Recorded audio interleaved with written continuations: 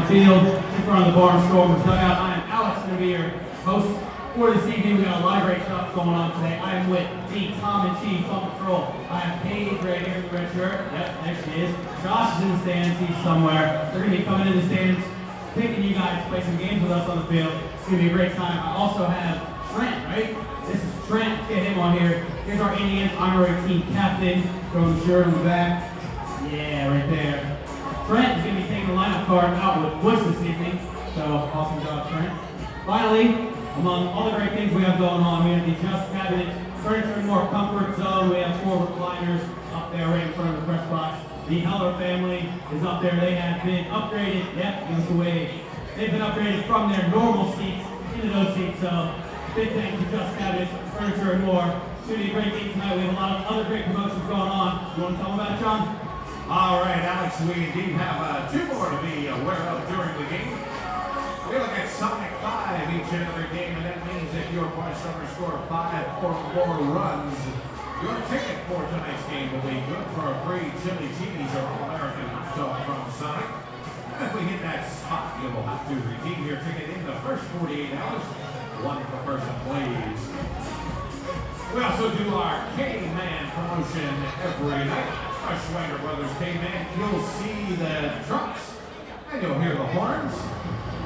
And when he comes up, you'll hear this chant that you need to chant along with. We do a little slushy, that's right, in the loudest section. We will take care of that. We'll scour the area and pick out the loudest section when our K-Man comes up.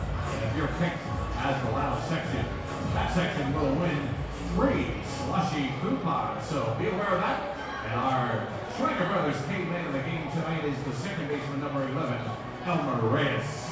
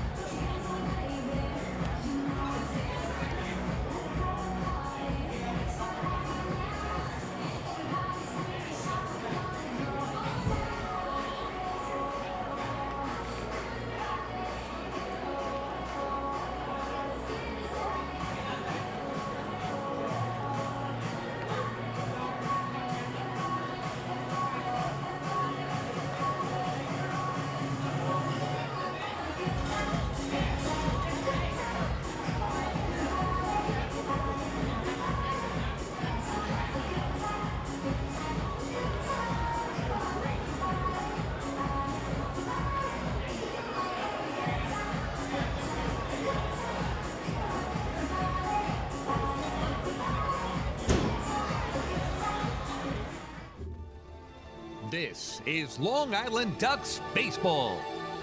Justin Davies at the plate, the winning run at third. Crowd going nuts. Swung on, bouncing ball left side, off the mitt, up third baseman Brad Strauss. Here comes Willie Rodriguez. Justin Davies has done it again. The Ducks are 1 crack away from the championship. Jason Johnson makes the catch. He makes the catch, and the Long Island Ducks have swept the Camden River Sharks. They are the 2004 Atlantic League champions. Line punts up the third baseline. Esquivel charging in. They're not going to have a play, and the Ducks are the champions of the Atlantic League here in 2012. Going back is Adam Bailey. He settles under it. He makes the catch. Adam Bailey makes the catch. And for a second straight year, the Atlantic League trophy will reside on Long Island. The Ducks are the Atlantic League champions. And now it's time for the Long Island Ducks North Shore LIJ Southside Hospital pregame show. We are live here at Clipper Magazine Stadium in Lancaster, Pennsylvania. It is time once again for Long Island Ducks baseball. Tonight, the Ducks begin their final series of the 2015 regular season as they take on the Lancaster Barnstormers in the first of 4 here in Lancaster, Pennsylvania. Well, good evening, everybody. My name is Michael Pollock. I'll be bringing you the play-by-play for all of tonight's action. Thank you so much for tuning in here, whether you're joining us on the Ducks official YouTube channel, youtube.com/DucksBaseball, or online at liducks.com. We appreciate you joining us for the first game of this four-game series. The final series of the regular season is upon us. It is incredible how quickly seasons come and go, and this season has 4 more games left in it for both of these teams. And in back-to-back days, these two teams have clinched postseason berths into this year's Atlantic League playoffs. On Tuesday night, it was the Ducks in York, Pennsylvania, who defeated the Revolution 5-2, and then saw the Somerset Patriots defeat the Bridgeport Bluefish 6-2 in Connecticut to wrap up a postseason berth for the Ducks, which will either be as the wild card or as a second-half Liberty Division champion based on how these games go and how the Patriots' 4 games go in York. And as for the Barnstormers, last night they rallied with a big comeback in the 8th inning against Southern Maryland to take the lead and hold on for the win, and by doing so, they have eliminated the York Revolution, and so the Barnstormers are the second-half Freedom Division champions, and they have a first-round meeting set with the team they just defeated earlier this week here in Lancaster, the Southern Maryland Blue Crabs. So the 4-team playoff pool is set for this season. The Ducks will host the Somerset Patriots in games 1 and 2 of the Liberty Division Championship Series next Wednesday and Thursday at Bethpage Ballpark before the series shifts to TD Bank Ballpark in Bridgewater, New Jersey. And the Lancaster Barnstormers will host games 1 and 2 of the Freedom Division Championship Series next Wednesday and Thursday as well before that series shifts down south to Waldorf, Maryland for games 3 and then if necessary 4 and 5. The winner of both of those series will meet in the Atlantic League Championship Series. That will begin at the site of the Liberty Division champion, either Long Island or Somerset, on Wednesday, September 30th. Game 2 would then be Thursday, October 1st. It'll shift to the site of the Freedom Division champion, either Southern Maryland or Lancaster, for Friday, and then if necessary, Saturday and Sunday. And by that point, an Atlantic League champion will be crowned for 2015. So it should be an exciting couple weeks remaining after this series begins. But first, some business for these two teams to close out the year. The Ducks certainly looking to win this series. If they can win the series by taking at least 3 of 4 from the Barnstormers, they will have set a franchise record for wins during the regular season. They are 2 shy of tying that mark, which was 82 back in their inaugural 2000 season. So the Ducks certainly have some work to do, and they are looking to come away with some victories here to close out the regular season. We'll take a break here on the pregame show. When we come back, we'll recap yesterday's series finale in York, a 10-3 win by the Revolution, in which all 10 Revolution runs were scored with 2 outs. We'll be right back here in Lancaster, Pennsylvania. Hi, this is manager Kevin Byers, and you're listening to Ducks Baseball on the Ducks official YouTube channel, youtube.com/DucksBaseball. North Shore LIJ Southside Hospital in Bayshore is the healthcare heart of our community. We provide outstanding healthcare right here at home with centers of excellence in cardiology, orthopedics, neurosciences, women's health services, and much more. Experience counts, and North Shore LIJ Southside Hospital has been around for nearly a century of care. For more information, please call 631-968-3000 or visit us on the web at www.nslij.com. Can't get enough of the Long Island Ducks? Well, now you can get even more inside info on your favorite hometown team through Facebook and Twitter. The Ducks are constantly updating fans through social media with scores, transactions, ballpark promotions, and much more. You can even win great prizes. All you'll need to do is make a free account on Facebook and Twitter, and then visit us at facebook.com/LIDucks and twitter.com/LIDucks. Think you're Long Island's biggest Ducks fan? Get connected now.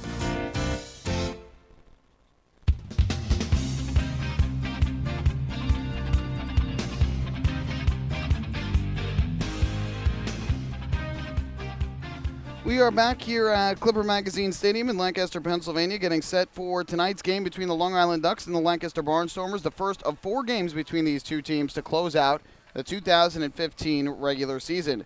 Well, yesterday for the Ducks, they wrapped up a 3-game set in York, Pennsylvania with the rubber game of their 3-game series against the Revolution. And a day after the Ducks clinched their postseason berth, their 10th postseason berth in the last 12 seasons by way of Somerset's win against Bridgeport in Connecticut on Tuesday night. And so the Ducks went out there yesterday to try and win the series from the Revolution. Joe Bircher got his second start as a Long Island Duck, pitched a 1-2-3 first inning, and in the second inning gave up a ground rule double to Brandon Boggs and a walk to Brian Pounce to open the inning. He rebounded, though, struck out both Telvin Nash and Luis De La Cruz on very nice breaking balls, Bud with 2 outs in the inning. Got to 2 strikes on Nick Ferdinand, eventually allowed an RBI single to him. And then like he did in the 4th inning of his first start, the floodgates opened with 2 down. James Simmons followed with a 2-run double to left center field. Eric Patterson delivered an RBI single to center and moved to second on a throwing error. And so Patterson's RBI single making it 4-0 at that point. Wilson Valdez followed with an RBI double. Andres Perez an RBI single. And Brandon Boggs an infield single that spelled the end of the game for Joe Bircher. After just 1 2/3 innings into the game came Ian Marshall. He got a force out from Brian Pounce, but the damage had been done. 6 runs on 6 hits and an error in the inning. And the Revolution took a 6-0 lead. Ducks, though, would begin to fight back in the 3rd inning right away against Rami Lewis, the left-hander for York. Starting things off in the inning was Carlos Hughes. He singled to right. Phelan Lentini followed with a single to right, and that brought up Delta Cleary Jr. Here comes a 1-1, and Cleary Jr. hits a high fly ball to the left. Pretty well hit. The left fielder, Ferdinand, can't see it. Looking up near the wall, and that ball's going to bounce off the warning track and hit the wall. Around third, coming in to score is Hughes. Lentini also races home. He is in. It's a 2-run double to left field for Delta Cleary Jr. Ducks are on the scoreboard, and they close to within 6-2. So Delta Cleary Jr., who had missed the first 2 games of the series due to an injury, back in the lineup, and he delivers the 2-run double. Mike Blank would ground out to short to move Cleary Jr. to third, and with 1 out and a runner at third base, up came Elmer Reyes. Here's the 2-1. Reyes swings, and it's a high fly ball in the air to center. Well hit. Going back is James Simmons, and straightaway center. He loses the baseball. Has no idea where it is, and that ball lands in left center. Base hit. In to score is Cleary Jr. on his way to third, and stopping right there is Elmer Reyes. He is going to reach with a triple, and the Ducks have cut the deficit from 6-0 to 6-3 here in inning number 3. So 2 batters in the inning in which the Revolution fielders lose sight of the baseball. It leads to 3 Ducks runs, and they close to within 6-3. But then Ian Marshall in the bottom half of the 3rd inning retired 2 batters on just 4 pitches. Nash on a fly out to center, De La Cruz on a ground out to short. However, he allowed a single to Ferdinand again with 2 outs to keep the inning alive. James Simmons followed with a single to left, and Eric Patterson delivered an RBI double down the right field line to bring home Ferdinand and make it a 7-3 game. And following him was Wilson Valdez, who hit a ground ball along the third base line. Cody Puckett fielded it along the line, but its long throw across the diamond sailed over the head of Steve McQuail. 2 runs scored on the play, and the Revolution at that point had a 9-3 lead. Ducks' only threat from that point on came in the 5th inning when Cleary Jr. singled and Blank doubled with 1 out in the inning. And after a flyout from Reyes, Cody Puckett drew a walk to load the bases, but Steve McQuail grounded back out to the mound on a ball that hit off of Lewis. He recovered and got the out. And from that point on, the Ducks would manage just 1 single the rest of the way. That came in the 8th by Elmer Reyes. That was it. And the Revolution added an insurance run in the 5th inning on singles from De La Cruz and Simmons, and then an RBI single, from Wilson Valdez. And the final total, the Revolution defeating the Ducks by a count of 10-3. The final totals in the game yesterday: 10 runs, 13 hits, no errors for the Revolution, who left a total of 5 men on base. For the Ducks, 3 runs on 9 hits, 2 errors, and they left a total of 7 men on base. The winning pitcher for the Revolution is Rami Lewis, who improved to an even .500 on the year at 10-10. The loser for the Ducks was Joe Bircher. He falls to 0-1 on the season. No save. The game took 2 hours, 42 minutes in front of a crowd of 1,788. We'll take another break. When we come back, a closer look at the pitching matchup for tonight's game as left-hander Darren Downs returns to the site where he made his first start as a member of the Ducks back in July, and he'll be facing a newcomer to this Barnstormers team, right-hander Edwin Carl, who will make his Barnstormer debut. Hi, this is Bud Harrelson, and you're listening to Ducks Baseball on the Ducks official YouTube channel, youtube.com/DucksBaseball. North Shore LIJ Southside Hospital in Bayshore is the healthcare heart of our community. We provide outstanding healthcare right here at home with centers of excellence in cardiology, orthopedics, neurosciences, women's health services, and much more. Experience counts, and North Shore LIJ Southside Hospital has been around for nearly a century of care. For more information, please call 631-968-3000 or visit us on the web at www.nslij.com. Few places on earth offer the charm and excitement of Fire Island. At Fire Island Ferries, located conveniently at 99 Maple Avenue in Bay Shore, they offer convenient travel to Fire Island 7 days a week. Fire Island is quickly becoming a top destination for families of all ages. Experience the informal, carefree communities, the dazzling night scene, enjoy fine dining, or climb to the top of one of the tallest lighthouses in the United States. But there's only one way to get there, by calling Fire Island Ferries at 631-665-3600 today. For fare and scheduling information, please visit fireislandferries.com.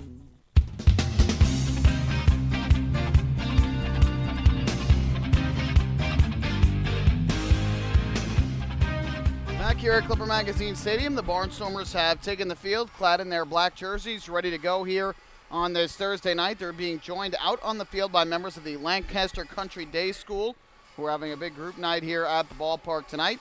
Ducks will be sending out left-handed pitcher Darren Downs to the mound, who is 4-5 with a 3.79 ERA in 11 starts this year, back in the place where he made his first start as a member of the Ducks. And he'll be opposed by righty Edwin Carl, who is making his Barnstormers debut after pitching earlier this season in both the Frontier League and the American Association. Now time for our national anthem. Hey, can you see by the dawn's early light what so proudly we hailed at the twilight's last gleam, whose broad stripes and bright stars through the perilous fight? For the ramparts we were so gallantly streaming, and the rocket's red glare, the bombs bursting in air, gave proof through the night that our flag was still there. Oh, say does that star-spangled banner yet wave for the land of the free and the home of the brave? Back here at Clipper Magazine Stadium in Lancaster, Pennsylvania, Ducks and the Barnstormers, after tonight's national anthem, getting ready to go. Final meeting of the season, this series between these two teams, the first of 4 from Clipper Magazine Stadium. And again, it'll be lefty Darren Downs for the Ducks, who on the year for Long Island, 4-5, 3.79 ERA through 11 starts. He has struck out 50 batters in 61 2/3 innings, 55 hits to 27 walks, and has made 4 consecutive quality starts and 5 quality starts in his last 6 outings, but took the loss his last time out September 7th against Southern Maryland. On the other side for Lancaster, it'll be Edwin Carl, who is making his Barnstormer debut. Pitched earlier this year with Schaumburg in the Frontier League, was 1-5 there with a 4.83 ERA in 11 games, all starts. Then went to the Winnipeg Goldeyes of the Independent American Association, and much better results there. He was 6-1 with a 2.10 ERA in 8 games and 7 starts. So a new arm in the arsenal for the Lancaster Barnstormers here at the end of the season as they go into the playoffs. Starting lineup for tonight's game for the Long Island Ducks, it'll be the right fielder Phelan Lantini. Delta Cleary Jr. bats second and plays center field. Dan Lyons at shortstop hitting third. The cleanup hitter is the designated hitter, that is Randy Ruiz. Batting fifth, playing first base is Sean Burrows. Mike Blank will do the catching and hit sixth. The 7 hitter is the second baseman Elmer Reyes. Cody Puckett is at third base, batting eighth. And rounding out the order for the Ducks is the left fielder, that is Anthony Vega. On the other side for the Barnstormers, managed by Butch Hobson, it'll be Yusuke Kajimoto leading off at second base. Tyler Bortnick is the designated hitter. He will bat second. Zach Collier in center field hits third. And the cleanup hitter is the left fielder, Kent Mathis. Batting fifth, playing first base, Mike McDade. The sixth hitter is the shortstop, Lance Sawatsky. Anderson Feliz plays third base and hits seventh. Kevin Rivers in right field hitting eighth. And Charlie Cutler will do the catching and bat ninth. Well, we are just about ready to go on this Thursday night in Lancaster, Pennsylvania. From the windup, Carl deals, and the first pitch fastball is on the outside corner for strike one. So we are underway at about 7:02 local time here in Pennsylvania. And the 0-1 misses inside to even up the count at 1-1. Light crowd on hand here tonight. A bit bigger, though, than we saw back in York. As the 1-1 is lying on the ground a second. Gobbled up there by Kajimoto. Hits off his chest, bounces to the ground. But he recovers and throws to first in time for the out. And there's one away. Blue bases on the base paths here tonight. Don't believe there is any sort of prostate cancer awareness night or anything like that going on. But first, second, and third base all painted blue. We'll try and find out exactly why that is. One man out, and the base is empty. Here is Delta Cleary Jr. to the plate, switch hitter batting from the left side against the righty Edwin Carl. First pitch on the way. Cleary Jr. fouls this one off over the screen, back behind the plate, bounces back down below, and the count 0-1. Lights are on here around the ballpark, the entire field in shadow. The sun setting out beyond the left field foul pole. As the 0-1 is lined into left center field, well hit. On the run is Zach Collier, the center fielder, and in the gap, he'll make the catch for the second out of the inning. Well struck ball there by Delta Cleary Jr., but hung up in the air long enough for Collier to make the grab. 2 away for the Ducks here in the top of the first. Wind, nothing to speak of right now. The giant American flag out in center field, hanging without any movement. A beautiful sunset that just took place out beyond the left field stands, and now just some high, thin clouds, nothing threatening at all. It's been great weather this week. Dan Lyons batting tonight in the 3-hole. He's the shortstop and takes the first pitch fastball over the inside corner for strike one. Derek Moshe is the home plate umpire for tonight's game. Nate Caldwell is around at first base. And Joe Del Balso, who was in York earlier this week when the Ducks were there, is at third. Here Lyons takes the fastball inside, now leaving up the count at 1-1. Again, Carl, 2 different independent leagues earlier this year, combined to go 7-6 with a 3.48 ERA with the 2 teams. 1-1 is down in the dirt. Scooped out by Cutler in the count 2-1. At a 3.63 ERA, 19 games, 18 starts, 3 complete games this year, and 1 shutout. Here's the 2-1 pitch. Lyons swings. Lyons one into right field. Well hit. Going back is Rivers at the wall. He looks up. It's off the wall. Lyons around first. A big turn, but he'll have to hold on there. And he is in safely with the long single. Well, if you've never been to Clipper Magazine Stadium, you may be wondering how Lyons, with his speed, only gets a single on a ball that hits off the wall in right. It is just 300 feet to the wall in right field from home plate. About a 20-foot high wall with picnic tables on top. Similar looking wall to what they have in York with the high wall in right and picnic tables on top, except that one 325 feet away and goes out on a diagonal. This almost straight across. A very inviting porch for lefty hitters. First pitch is a fastball strike on the inside corner, 0-1.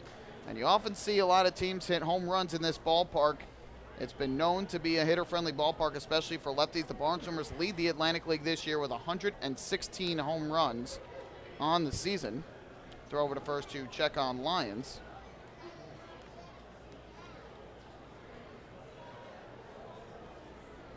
McDade holding Lyons on. The 0-1 to Ruiz. Breaking ball swung on and missed. Way out in front of that pitch. And the count goes to 0-2 on Ruiz, who's hitting .347 with 9 homers and 42 runs batted in.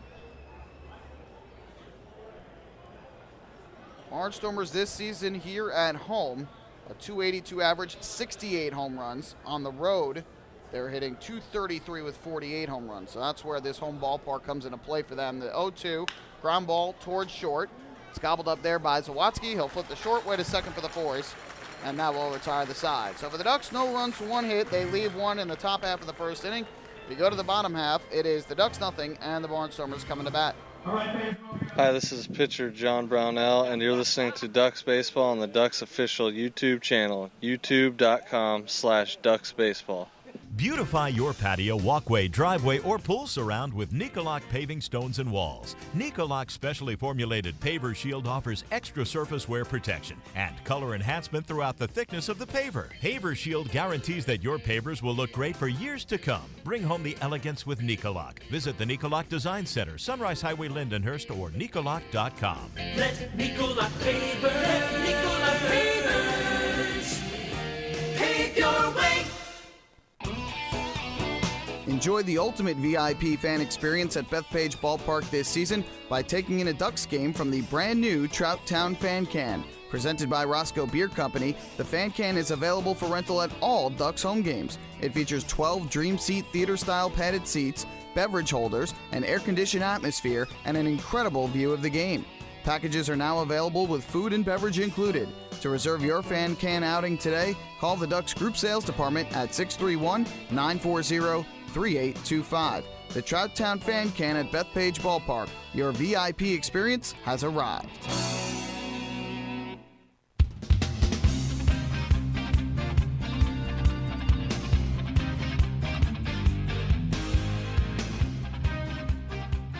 We head to the bottom half of the first inning here at Clipper Magazine Stadium.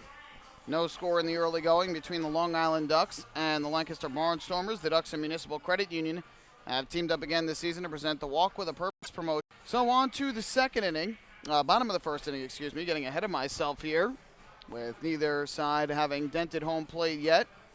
And the Barnstormers last night rallying, they were trailing 5-3 going into the eighth inning of the ball game. And they managed to come back, put together a big rally in the bottom of the eighth, and took a 7-5 lead. They go on to win by that score, and in doing so, clinched the second half Freedom Division title. So they were able to celebrate in their own home clubhouse last night, and they will try and do something that the last three teams to have won championships have done, and that is go back-to-back. First pitch is taken for a ball, and the count 1-0. Kajimoto, Japanese native, batting from the right side. Here he fouls one back to the screen behind the plate. And that will even up the count at 1-1. Kajimoto is at 244 on the year, 2 home runs, 31 runs batted in. He and Lance Zawatsky, the only two in the starting lineup that were on last year's championship team, as this pitch misses up high from Downs. And the count goes to 2 balls and a strike.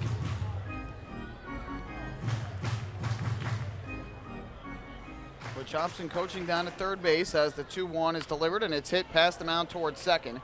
Elmer Reyes, the second baseman, fields, throws to first in time to beat the speedy Kajimoto. And there's the first out here in the bottom of the first inning.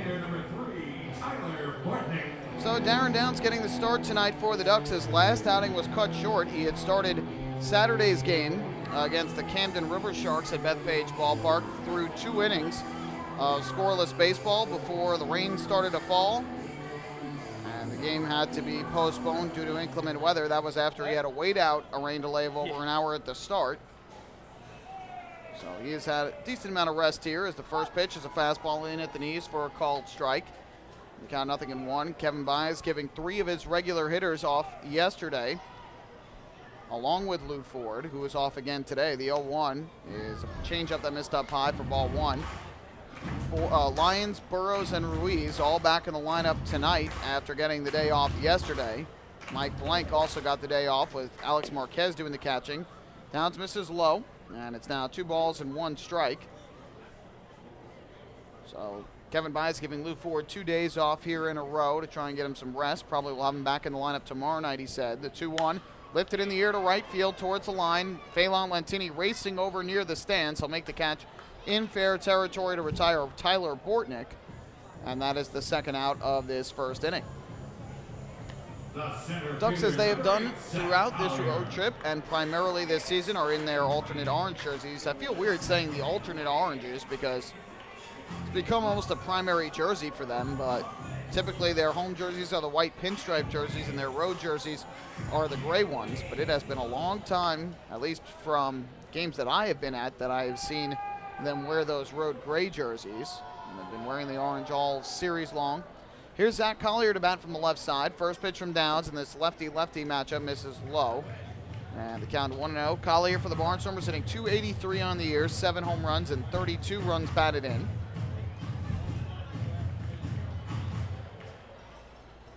Downs, as he always does, works out of the stretch on the mound.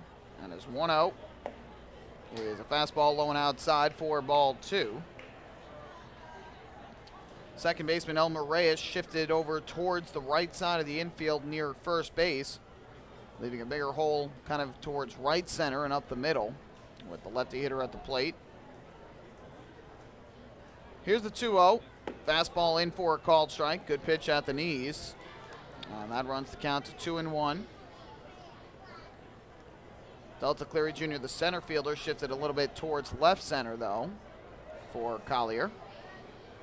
2-ball, 1-strike offering. Popped up in the air, foul, third base side. This will go back out of play into the seats, up into the suite level, and then carry him right back down onto the field. So the count 2-2, and Downs 1 strike away from a scoreless first inning. First start here came back on July the 14th against the Barnstormers in a 5-0 Ducks win. He threw 3 scoreless innings, allowing just 1 hit and 2 walks while striking out 3. Here's his 2-2. Fastball missing low and outside, blocked at the plate by Blank. That'll run the count full. A walk to Collier would load up the bases, or would put a runner on, with 2 down for Kent Mathis. Couple of the big Barnstormer bats have the night off tonight, namely Brian Cavazos Galvez, who has been a consistent presence for them this year. The 3-2, ground ball to the right side. Sean Burrows, the first baseman, fields, boots the baseball, and Collier is going to be safe. Sean Burrows, normally sure-handed there at first base, came in on it. It was kind of in between first and second, but on the grass. And Burrows tried to pick it up, make the play, but fumbled the baseball. It's going to be an error on Burrows, his 6th of the year. Collier has good speed. He was hustling up that first base line, but Burrows comes up with that cleanly and throws to Downs. That should be an out. So the inning continues, and we talked about it in the pregame. We talked about it a lot during last night's game. 2-out situations have been a struggle for the Ducks pitching staff this year. All 10 runs that the Barnstormers scored last night came with 2 outs in the inning. First pitch on the way from Downs to Mathis, and he will take a fastball in for a called strike. The count 0-1. Mathis at .254 on the year for Lancaster. He has 6 home runs and 38 runs batted in. Collier leads at first, 13 steals this year in 16 attempts. And here a line drive to short, but right at Dan Lyons, and that will end the inning. Well struck ball, but he hit it right at Lyons to end the frame. So 4 downs, no runs, no hits, 1 error in the inning on Burrows, and the Barnstormers leave 1. After after 1 inning, I should say now, here in Lancaster, Pennsylvania, it's the Ducks nothing and the Barnstormers nothing. Hi, this is shortstop Dan Lyons. You can follow me on Twitter at @TheDannyLyons, and you're listening to Ducks Baseball on the Ducks official YouTube channel, youtube.com/DucksBaseball. Thinking about buying or refinancing a home? Start by attending a free MCU home buying seminar. Then speak with one of our loan specialists who will guide you through the loan process. With an affordable mortgage from Municipal Credit Union, Home Sweet Home will be a little sweeter. Call 212-238-3521 or visit nymcu.org to apply for your mortgage today. Municipal Credit Union. Strong, trusted, growing. Municipal Credit Union is an equal housing opportunity lender. M&V Limousines is the official bus company of the Long Island Ducks. Family owned and operated, they've been in the business for over 23 years. M&V Limousines offers coach buses with Wi-Fi and restrooms, party buses, exotic limousines, and so much more. Whether you're looking for transportation for weddings, proms, corporate outings, or long-distance trips, they've got the right vehicle for you. Visit their showroom in Comac or check them out online at mvlimo.com. M&V Limousines, the official bus company of the Long Island Ducks.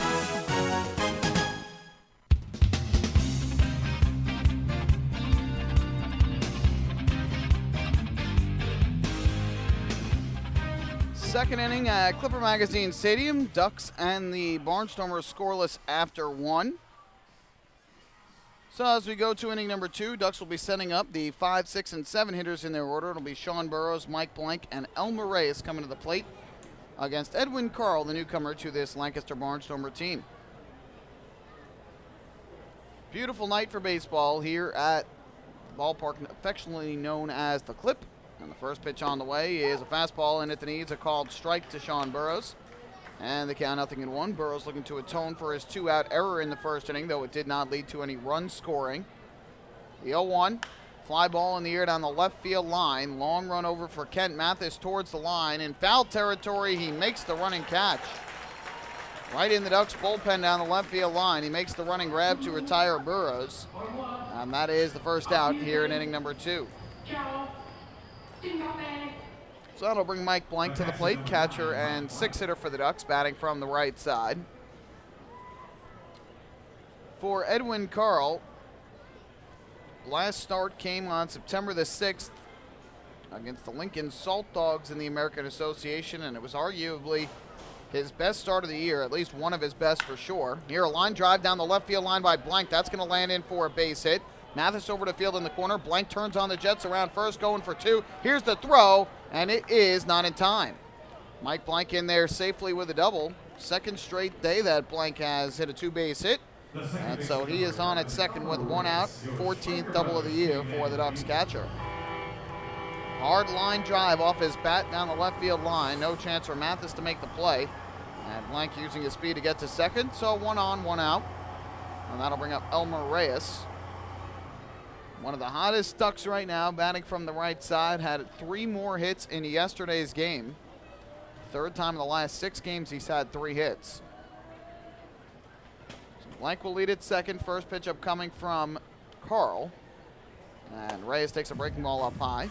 Last time out, Carl threw 9 innings of 1-run baseball, allowed just 6 hits, did not walk a batter, and struck out 11. He had to start back on August 12th where he threw 9 scoreless innings, allowing just 3 hits while striking out 9. So those 2 probably his best starts of the year. But 1-0, breaking ball cut on and missed. It was down in the dirt, and Reyes way out in front of it. That evens up the count at 1-1. He is the K-Man here tonight, so that's the slushy chant that you hear in the back. Sponsored by Sonic. Reyes is average up to .379 now with the Ducks, 22 of 58 with 5 home runs and 12 runs batted in. Gets the pitch he likes, does Carl. Kicks and fires, and Reyes lines one down the right field line into the corner. This will be a foul ball. And the count goes to 1-2. Good piece of hitting by Reyes to go the opposite way.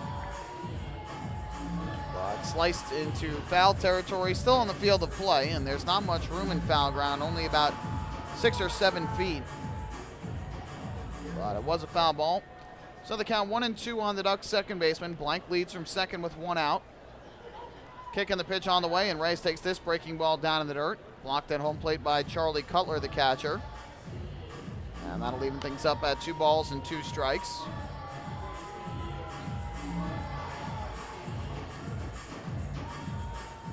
Final series of the regular season. And it's the Ducks and the Barnstormers doing battle. 2 teams that are postseason bound. Here's the 2-2. And Reyes swings and grounds one up the third base line. Foul. Seemed like it went the whole way foul anyway, but Reyes looked like he got that off of his front foot. So he's okay, and we'll walk around the home plate circle just to make sure that he is all right. Should be a good test for both teams. Barnstormers, this last homestand, facing the team that they will face in the first round, Southern Maryland, for the first 3 games of this homestand, and then a team that they very well could face in the Atlantic League Championship Series in the Ducks if Long Island defeats Somerset in the first round. And the Ducks also getting a good taste facing a York Revolution team in the first 3 games of this trip that was in contention for the second half title, and now the Barnstormers who won the second half. 2-2, breaking ball down in the dirt, another good eye by Reyes. He has worked the count full at 3-2, and another pitch out of the zone would put 2 on with 1 out for Cody Puckett.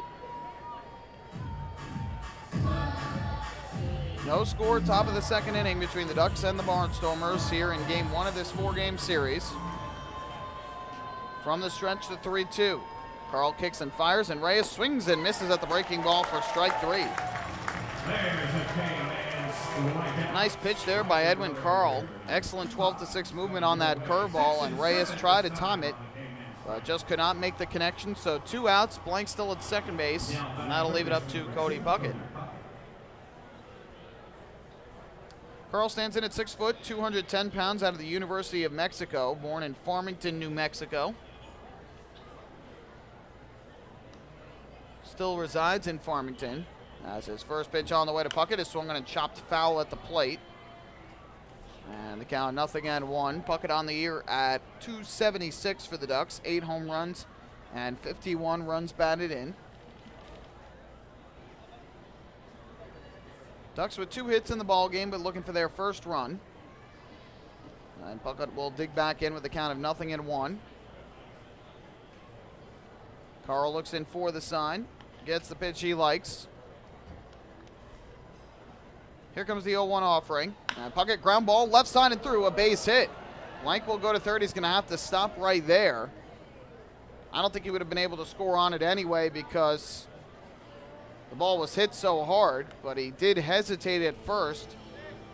So he wanted to make sure that even if the third baseman, Anderson Fleece, had gotten it, that he wouldn't have been able to easily tag Blank out, would have had to throw across the diamond. So Puckett with a single. And the Ducks have their second hit of the inning. They now have runners at the corners with 2 men out. And up to the plate will step Anthony Vega.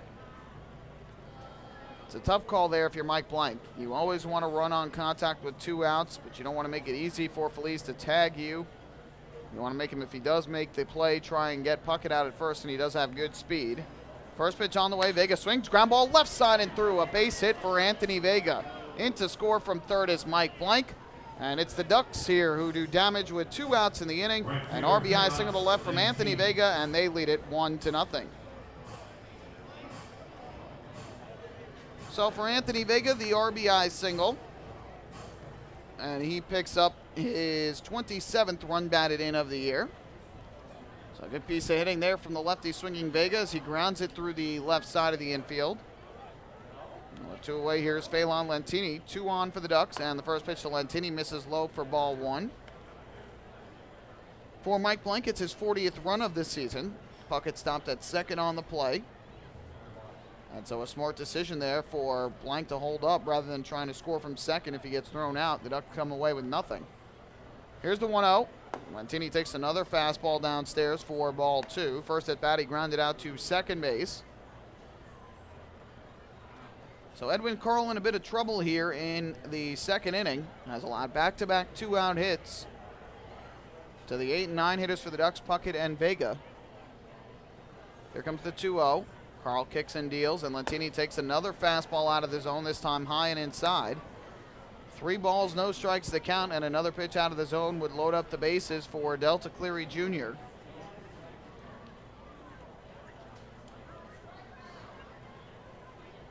Lentini likely taking here with a 3-0 count. Carl from the stretch fires to the plate. Lentini does take all the way, and the fastball is over the inside corner for strike 1. Last night, Lentini was 1 for 5 with a run scored. The 1 hit was a single back in the 3rd inning. Puckett leads at second. Vega at first with 2 away. The 3-1 from Carl, and Lentini swings. It's a high fly ball to center. Well hit. Going back is Zach Collier. Now moves in on the baseball. He'll make the catch, and that will retire the side. So Lentini hit it well, but not well enough to fall in, and that ends the inning. Ducks, though, come away with a run on 3 hits. No errors. They lead 2.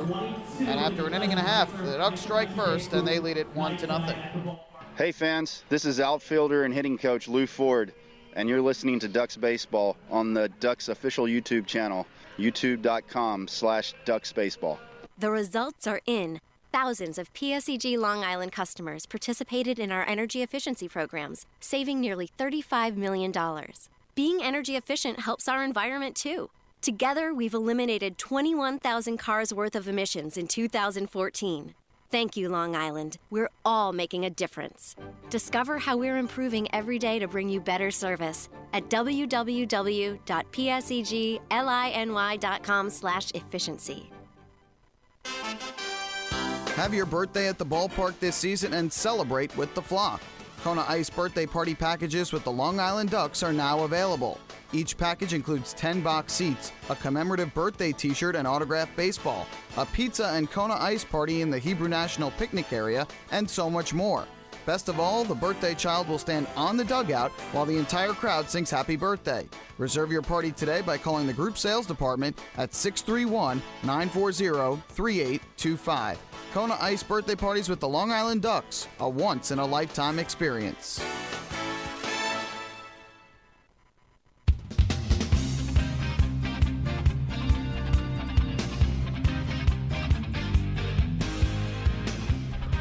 Ducks take a 1-0 lead on the RBI single by Anthony Vega with 2 out in the top half of the second. We go to the bottom half of the inning, and it's still a 1-0 Ducks lead. Darren Downs back to the mound. Time for the Ducks Health Report, which is brought to you by Island Shore Physical Therapy, the official therapist of the Long Island Ducks. Everybody on the Ducks roster healthy, active, and available to go, which is always good news for Long Island. Barnstormers do have a few players who are out right now. Derek Piles is out on the inactive list, as is Kyle Simon. Simon, I believe, has an injury. I think Piles is just a placeholder. 2 players out on the disabled list, though. Pitchers Casey Fossum and Brian Morgado, who are out with injuries. First pitch is in for a called strike, and the count 0-1 on Mike McDade, first baseman, batting in the 5th spot. Righty hitter for the Barnstormers, and the 0-1 is swung on and foul-tipped at home plate right onto his foot. Looks like he's got a guard on the top of his left foot, and that's where it looked like that foul ball went. So the count 0-2 on the righty hitting McDade. Downs looks in for the sign from his catcher, Mike Blank. Kicks and fires, and McDade swings and fouls it off again right at the plate. I don't think that one got him. I think that one hit the dirt. So the count remains at 0-2.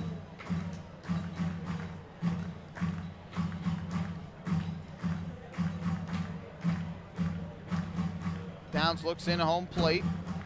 Cody Puckett playing right along the line at third. The 0-2. Fly ball, foul, first base side up into the seats. Out of play, we'll do it once again at 0-2.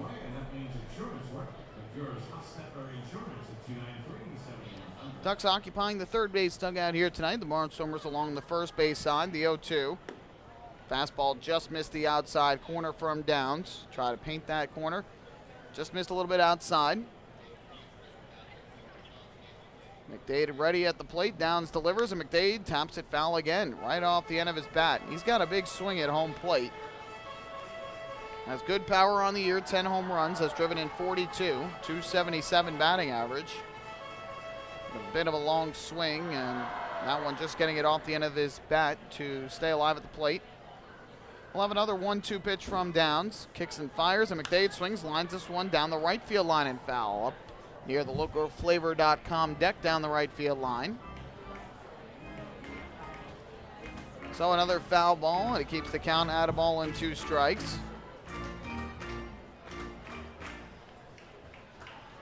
Downs trying to retire McDade for the first out of this bottom of the second inning. Here's the 1-2, and McDade swings and grounds it foul again. Third base side of home plate, and just fighting off pitch after pitch from Darren Downs to try and drive up that pitch count and make him work for the first out of the inning.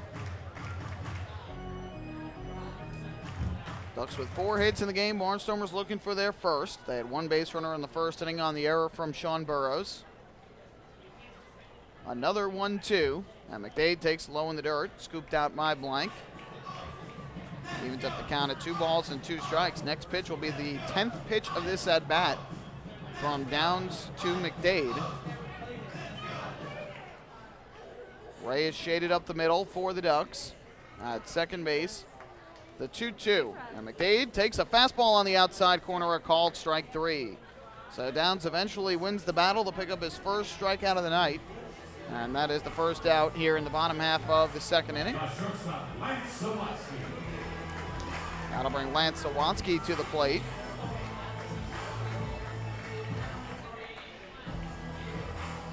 Sawatsky, a lefty hitter who has thrived here at this ballpark. 19 home runs here in 2015, the most in the Atlantic League, and he swings and misses at the first pitch for strike 1.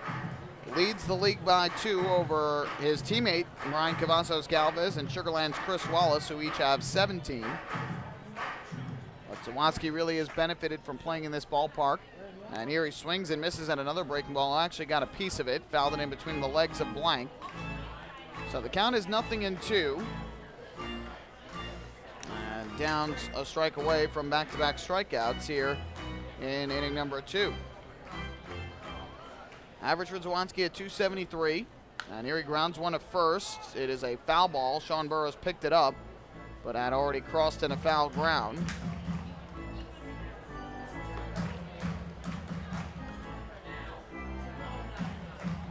So the count remains 0-2 on Lance Zawadski. His brother, Grant Zawadski, was teammates with him briefly last year, now plays for the Blue Crabs, so those two might meet each other in the first round of the playoffs. If both our players are still on their teams, have to think they will, and here's Zawadski a swing and a miss for strike 3. Downs blowing the fastball by him, back-to-back strikeouts here in the second for Downs. With 2 away, that will leave it up to Anderson Feliz. Last outing for Darren Downs came on September the 7th against Southern Maryland. That was his last start that went down in the history books, since his start after that was the rainout against Camden. Now, he took the loss in that one in a 3-2 defeat, but pitched well. 6 innings of 3-run ball, gave up 8 hits and walked 2 while striking out 4. Here delivers a fastball strike over the outside corner to Feliz, and the count 0-1. He has made 4 consecutive quality starts and has 5 quality starts in the last 6. The 0-1, low in the dirt for a ball, evens up the count. The only non-quality start he had since the start of August was on August 17th in Somerset. He allowed 4 runs in 7 innings instead of the required 3 or less. 6 hits, 6 walks in that outing. Here a swing and a miss by Feliz, way out in front of the off-speed pitch over the outside corner. So the count 1-2, and Downs a strike away from striking out the side here in the second inning. Bases empty, 2 down. Ducks leading it 1-0. From the stretch to 1-2. Here comes the pitch, and it is low and outside. Taken by Feliz for ball 2. Feliz hitting .265 on the year. He has 7 home runs and 41 runs batted in. 2-2. Up and away on a fastball was Downs. Missed out of the zone. That'll run the count full. They got ahead 1-2. Now the count 3-2. Kevin Rivers waiting on deck. Powerful lefty hitter for Lancaster. Here's the 3-2 from Downs, and Feliz will swing and foul this one off to the first base side out of play. A fastball from Downs. Good job by Feliz to fight it off, and we'll do it again at 3-2. Few fans out on the lawn seating area in left center, otherwise primarily here in the seating bowl. A handful of fans up on the picnic tables in right. 3-2. Low and inside, ball 4. So Downs got ahead 1-2 on Feliz with 2 out in the inning, but misses with 3 pitches, allows the walk. His first walk of the night. And so with 2 outs and 1 on, that'll bring up Kevin Rivers. The right fielder, number 21, Kevin Rivers. Well, he was able to work around the 2-out base runner in the first inning after Collier reached on the error by Burrows. Let's see if he can work out of the jam here. He's got runner at first with 2 down. Here's Kevin Rivers to the plate. Lefty-lefty matchup with Downs. First pitch on the way, and that line into right center field. That'll be down for a base hit. Feliz will stop at second as Lantini picks it up and fires it back in. So back-to-back batters reaching with 2 down here in the second inning on a walk and a single. And that will leave it up to the catcher at 9, hitter Charlie Cutler. Catcher number 15, Charlie Cutler. The Ducks had a runner at first with 2 down in the second inning. Got a hit from Puckett and an RBI single from Vega before they were retired. And now here in the bottom half of the inning, Downs had the bases loaded with 2 out on 2 the bases empty with 2 out on 2 strikeouts. Was ahead 1-2 on Anderson Feliz, but ends up walking Feliz, gives up the single now to Rivers. And with 2 away, here's the lefty swinging Charlie Cutler to the plate. First pitch on the way from Downs, and Cutler swings, fouls this one off over everything third base side out of play.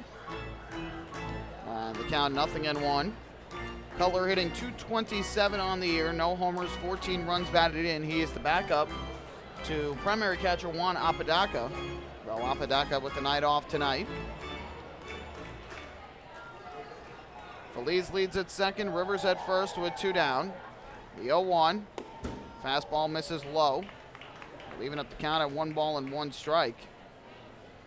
One reason as a pitcher you don't want to allow 2 out hits is it gives the team momentum, but the other is it just allows your pitch count to go that much further up. You could get out of the inning easy. Instead, pitch count continues to rise. 1-1, breaking ball misses a little bit high. Now 2-1 on the 9-hitter Cutler.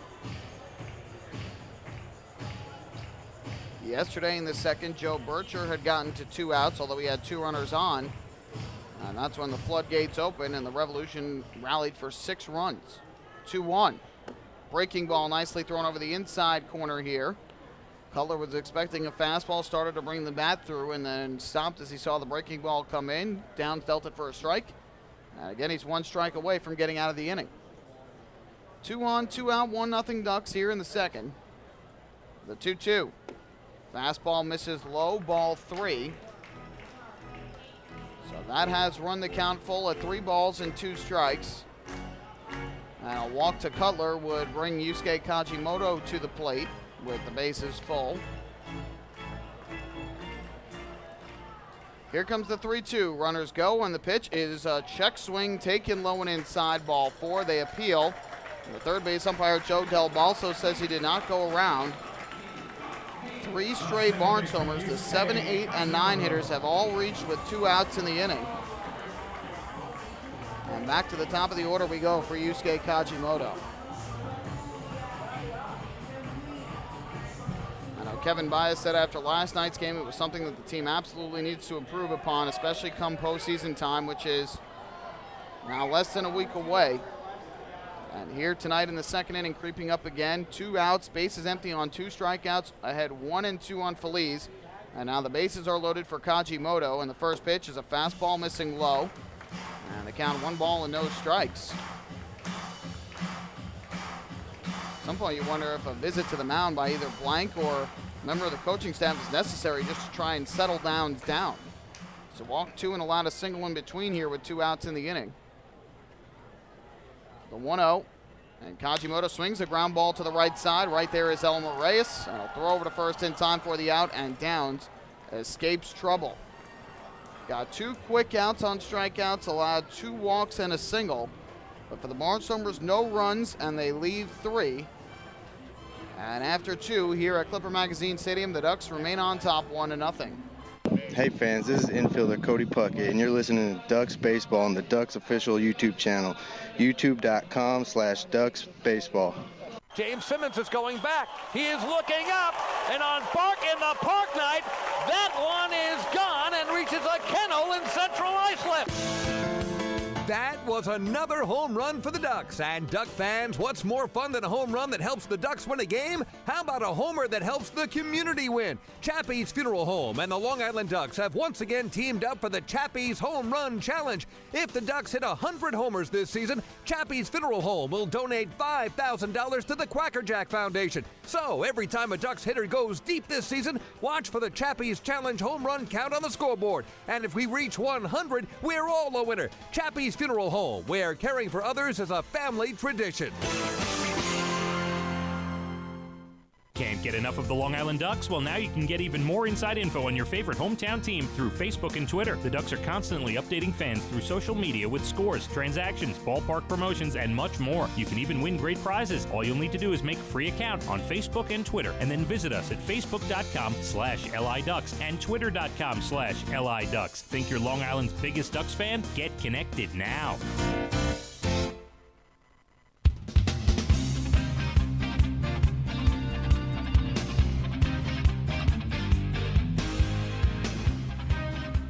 We head to inning number 3 here at Clipper Magazine Stadium. The Ducks still in front by a count of 1-0 as Darren Downs induces a ground out from Yusuke Kajimoto after allowing the Barnstormers to load up the bases with 2 down.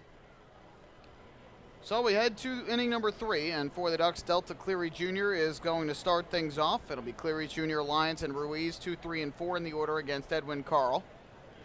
First pitch on the way is a fastball in for a called strike. The count goes to 0-1. Cleary Jr. a fly out to center field back in the first inning. The 0-1 is hit on the ground weakly here to the third base side. Anderson Feliz picks it up, throws to first in time for the out. And Cleary Jr. retired for the second time tonight, one away in third. Barnstormers have had a terrific second half this season, and that is why they clinch a playoff spot after going 28-42 in the first half and finishing 14 games behind Southern Maryland. They have gone 43-23 here in the second half, and they're 4.5 up on York at this point in the division. First pitch on the way to Dan Lyons, a breaking ball strike. It's just amazing how things can turn around like that, but something has clicked for the Barnstormers in the second half. We talked with Dave Collins, their broadcaster, before the game to ask what the difference was as Lyons asked for time as Carl started to go into his motion before Lyons was set. Now the 0-1, and Lyons takes the fastball inside.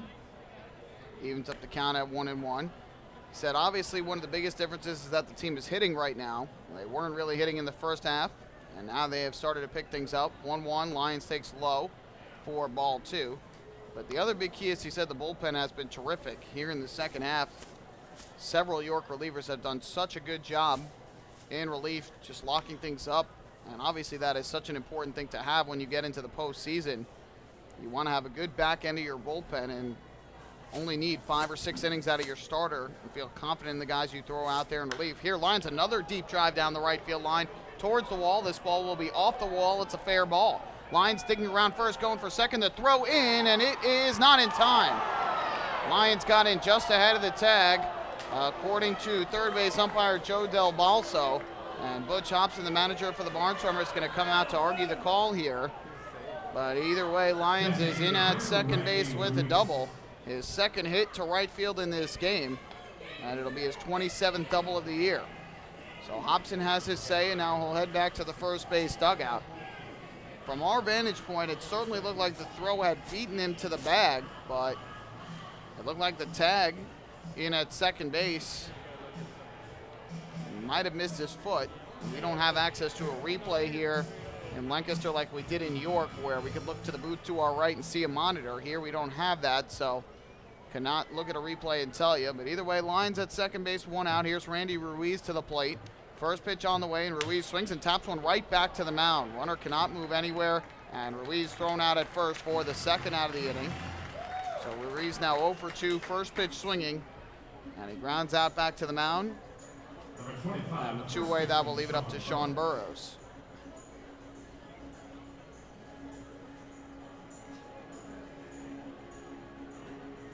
So again, the Barnstormers have been playing terrific baseball here in the second half of the season. That is certainly what their fans were hoping for after what was a dreadful first half for them, where they had several guys get signed and just could not hit the ball or hold leads. First pitch to Sean Burrows is a breaking ball that drops in for a call. Strike, count 0-1. Overall this season, they are now at 71-65, 6 games over 500.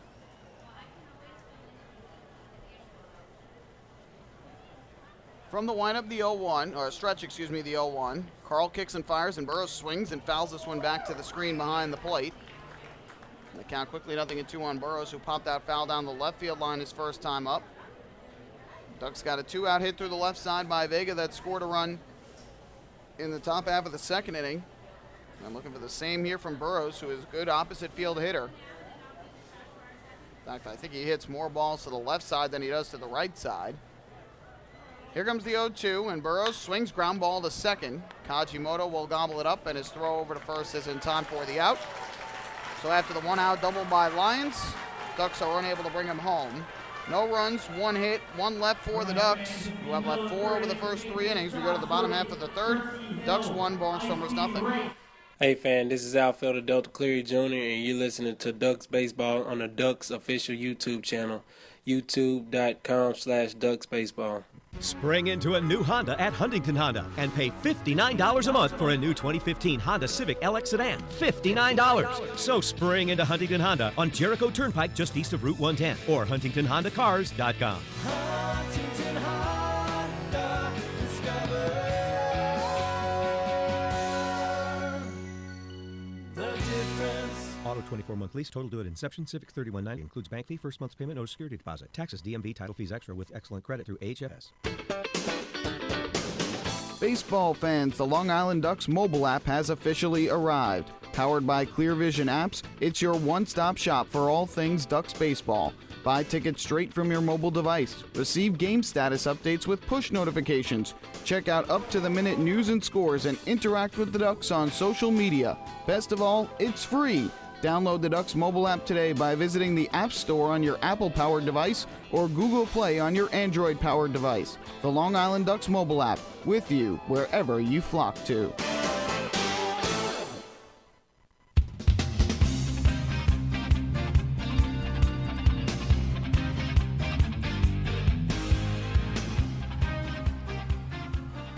On to inning number 3, bottom half we go. It is the Ducks 1, the Barnstormers nothing. And when Sean Burrows grounded out to second base to end the top half of the third inning, that was the 15th out of tonight's ball game. Did you know that a 15-minute phone call to Geico could save you 15% or more on your car insurance? Get a free quote today. Call 1-800-947-AUTO. That's 1-800-947-AUTO. Or visit geico.com. So we head to the bottom half of the third. It'll be Tyler Bortnick leading things off, and will be followed by Zach Collier and Kent Mathis, 2, 3, and 4 in the order for the Barnstormers against left-hander Darren Downs. First pitch on the way, and the fastball is over the knees at the inside corner for strike one. Bortnick was a member of this Barnstormers team earlier this season, but then got signed by the Seattle Mariners organization. Here he takes low, and that'll even up the count at 1-1. Bortnick was signed in early June by the Mariners, went to Double-A Jackson. And there hit .275 with 2 homers and 27 runs batted in. The 1-1 lifted foul down the right field line out of play. There's another one caught a window on the way out. And then Bortnick returned to the Barnstormers on September the 3rd. And since coming back, he is now 8 of 30 at the plate with 5 runs batted in. Here's the 1-2. Bortnick takes the breaking ball low and inside. Kept at home plate by Blank. So that evens up the count at 2 balls and 2 strikes.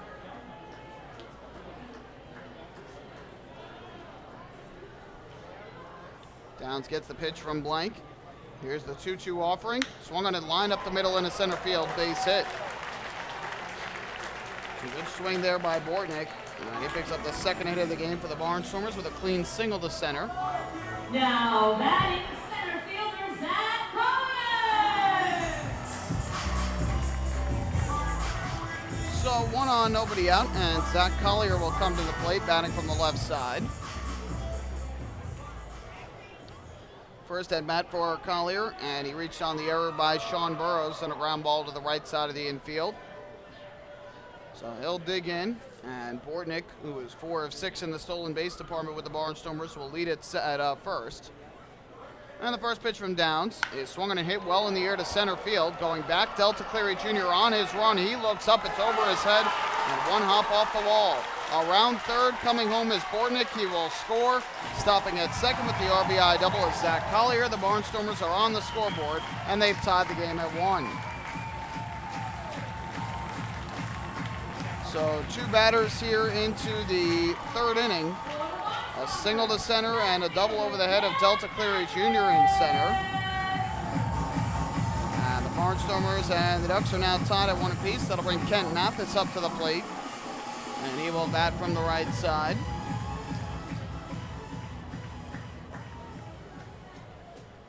Downs a relatively quiet first inning. Ran into trouble with 2 outs in the second. And now it's going to have 2 hard hit balls to center in the third. First pitch on the way to Mathis, and he'll take a fastball up and outside for ball 1. For Collier, his 33rd run batted in of the year and his 13th double.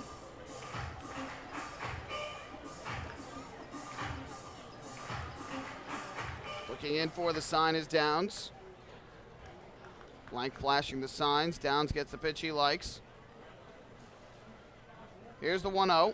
And Mathis takes a breaking ball in for a strike to even up the count at 1-1. Mathis was not on this Barnstormer team at the beginning of the year, joined the team mid-season. Started the year with AAA Nashville and hit .233 there with 28 RBIs. Made his debut here with the Barnstormers July 12th. Grounds one at third. Cody Puckett looks the runner back to second and throws across in time for the out. So Mathis retired for the second time tonight. He had lined as short his first time up.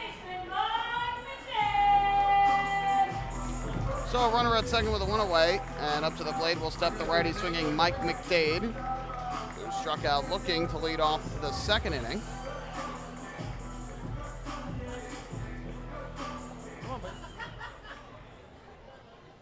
So McDade digs in from the right side, had a good battle with Downs his first at bat that lasted 10 pitches. Downs looks to second a couple times, now deals to the plate, and McDade will take a fastball strike over the inside corner. Count 0-1. McDade in the last series against Southern Maryland finished 2 for 10 with a run batted in. Here's the 0-1. That is low. Now we'll even up the count at 1-1 strike. Cody Puckett playing along the line at third. The second baseman Elmer Reyes shaded towards second, keeping the runner close. Collier has good speed at second base. Downs turns, throws back there. It hits off the glove of Reyes, but not far enough away for Collier to advance to third.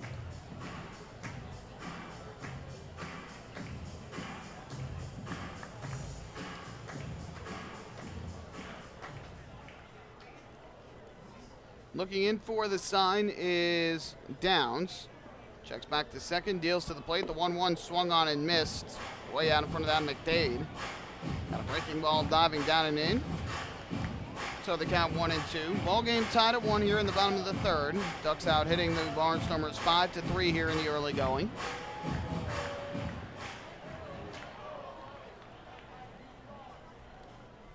From the stretch, the 1-2. Pitch on the way, popped up in the air, foul, first base side. This will go back up and into the seats. Out of play. And we'll do it again at 1-2 strikes.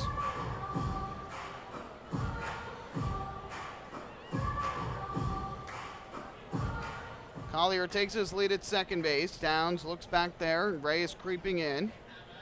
Now retreats in the 1-2 pitch to McDade. Is swung on and missed, strike 3. Way out in front of that ball down in the dirt. Tag applied by Mike Blank. That's the third strikeout of the night for Downs, second of McDade. Back-to-back outs after the RBI double. And now Lance Sawatsky coming to the plate. Ladies and gentlemen, stepping up to the plate for the Barnstormers, Lance Sawatsky, shortstop. Guest public address announcer here in the bottom half of the third inning. 1-1 game and the runner at second with 2 down for Sawatsky. In his second season with the Barnstormers, first pitch from Downs, and he will take a breaking ball low. And the count 1-0. Sawatsky was the first Barnstormer to homer this season back on April 24th down at Sugar Land. Briefly was on the disabled list, came off on July 5th, and since coming off has 14 home runs, 37 runs batted in. And here it's a line drive to right, down the line, it'll land a base hit, one hopping off the wall. Collier will come in and score. Sawatsky stops at first with the RBI single, and the Barnstormers with their first lead of the night, they go in front 2-1. So there's the 2-out hit that the Barnstormers have been looking for here in the early going. That produces the run. So 2 runs on 3 hits in the inning against Downs. And Ducks have lost a 1-0 lead. And up to the plate will step Anderson Feliz, who will bat from the right side.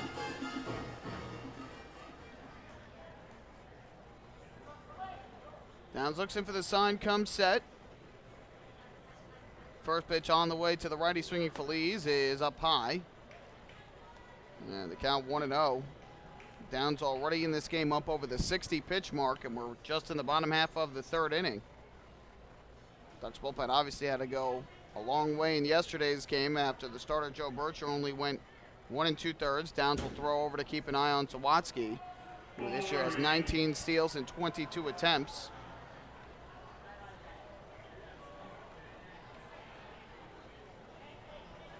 Here's the 1-0. Runner goes. Pitch is taken low. The throw down to second base is not in time. So Watsky in there safely with his 20th stolen base of the year. First steal for either side tonight. So runner at second base with 2 down. And now it'll be a 2-0 from Downs to Feliz.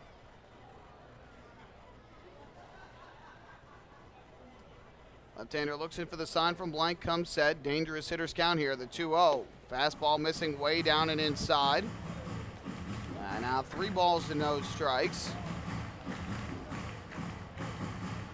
If Feliz reaches, Kevin Rivers will be next.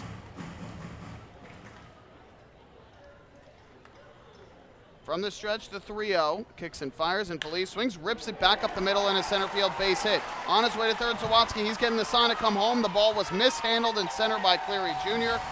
Scoring on the play is Sawatsky, and it's now a 3-1 Barnstormer lead. Back-to-back 2-out RBI singles off of Downs, and the 2-out troubles for the Ducks coming to light once again. It looked like it was going to be a close play at the plate as Cleary Jr. came in to field the ball in center, but did not field it cleanly, and at that point had no chance to get Sawatsky. So for Feliz, it is his 42nd run batted in of the year. Sawatsky and Feliz with back-to-back 2-out RBI singles. And here's Kevin Rivers to the plate from the left side.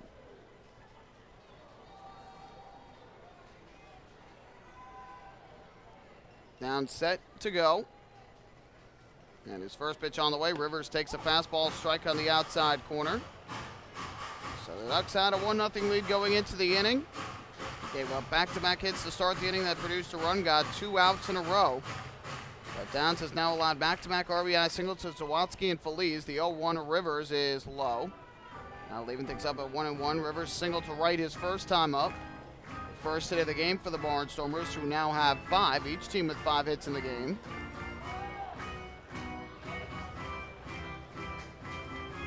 Dan Lyons, the shortstop, shaded up the middle for the lefty Rivers to 1-1.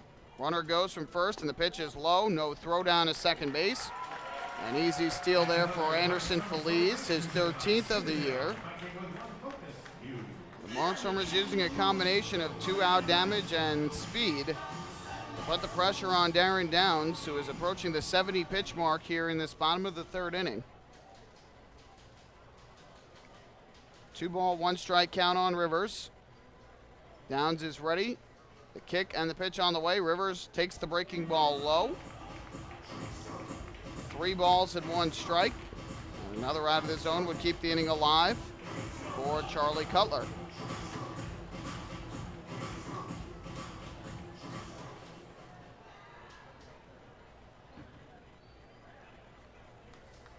Feliz will take his lead at second with 2 down. 3-1 Barnstormers in front. Runner going for third. The 3-1 is popped foul. Third base side out of play. Risky decision there for Feliz. You never want to make the last out at third, and he tried to take off for third base there. Downs not paying much attention to the runners here.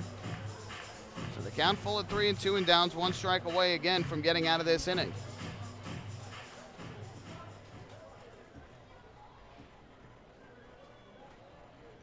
Here's the 3-2. Low in the dirt, ball 4. Third walk of the game by Downs. The 3rd straight batter to reach with 2 outs against Downs. 2nd straight inning that has been the case. And that will put runners at first and second for the catcher, Charlie Cutler.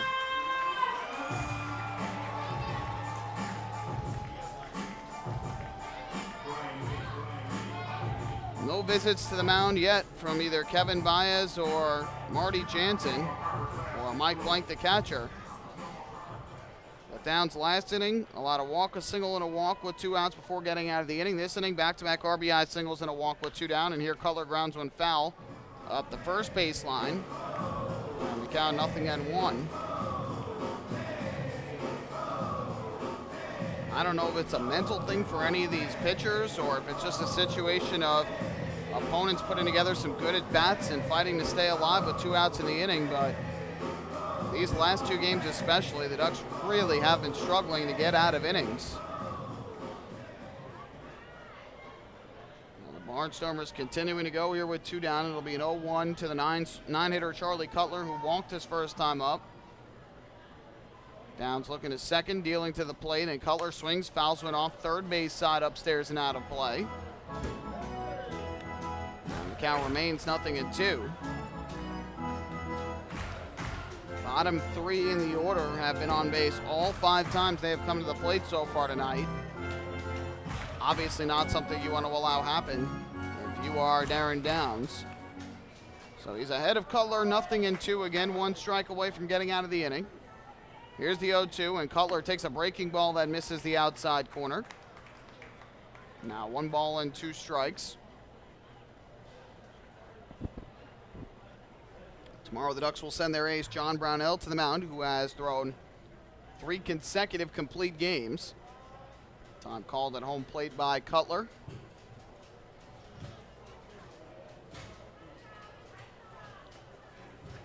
Runners lead from first and second. The 1 ball, 2 strike pitch from Downs is swung and grounded to the right side for Elmer Reyes.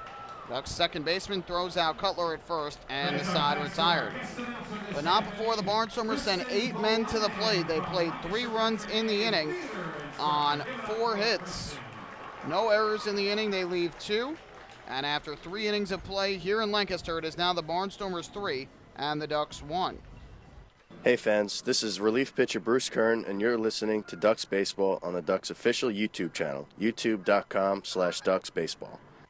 Few places on earth offer the charm and excitement of Fire Island. At Fire Island Ferries, located conveniently at 99 Maple Avenue in Bay Shore, they offer convenient travel to Fire Island 7 days a week. Fire Island is quickly becoming a top destination for families of all ages. Experience the informal, carefree communities, the dazzling night scene, enjoy fine dining, or climb to the top of one of the tallest lighthouses in the United States. But there's only one way to get there, by calling Fire Island Ferries at 631-665-3600 today. For fare and scheduling information, please visit fireislandferries.com. Hey Ducks fans, stay up to date with Long Island's hometown team by visiting Quack of the Bat, the official blog of the Long Island Ducks. Quack of the Bat will bring Ducks fans beyond the headlines with in-depth feature articles, breaking news stories, game previews, post-game wrap-ups, and so much more. Interact with the team during the entire season through quotes directly from the players and coaches, as well as exclusive video clips and photos. Check out the blog today at quackofthebat.wordpress.com. Quack of the Bat, the official blog of the Long Island Ducks.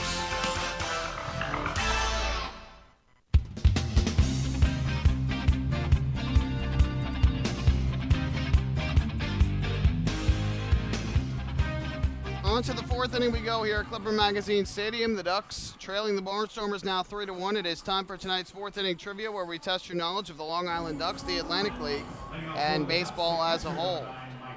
Well, we told you earlier the Barnstormers clinched a playoff spot last night by way of defeating the Blue Crabs 7-5 to wrap up the second half Freedom Division title. They'll take on Southern Maryland in the first round of the playoffs, and they will have a chance to do something that's been done 3 straight times, and the Barnstormers will try and make it a 4th straight time as Blank swings and misses for strike 1.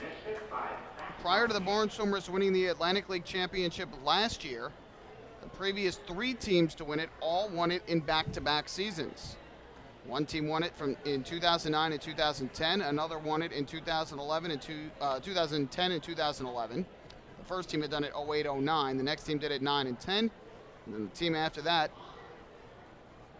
I'm getting my years mixed up here. Let's start over as Blank takes another called strike to count 1-2. The last 3 teams to win Atlantic League championships before the Barnstormers last year won it in back-to-back years. One team won it 08 and 09, another won it 10 and 11, and another won it 12 and 13. 1-2 fouled up over our head upstairs back behind the plate. The question, name those 3 teams who have won back-to-back Atlantic League championships in the last 3 opportunities to do so, and the Barnstormers will try and make it a 4th team to do that this year in the playoffs. Here's the 1-2, and this one is down low for a ball. That'll even up the count at 2 balls and 2 strikes. We'll let you think about it. We'll give you the answer in the bottom half of the 3rd inning. Blank doubled his first time up down the left field line and eventually scored on the 2-out RBI single by Anthony Vega. 2-2 from Carl, and Blank takes low for ball 3. So he has worked the count full on the Barnstormer right-hander. Carl right now just about 46 pitches in this game. Here's the 3-2. Ground ball to the right side. Kajimoto in the whole field. His throw over to first is in time to retire Blank. Nice play by Kajimoto to get to that baseball, and that's the first out here in the 4th inning.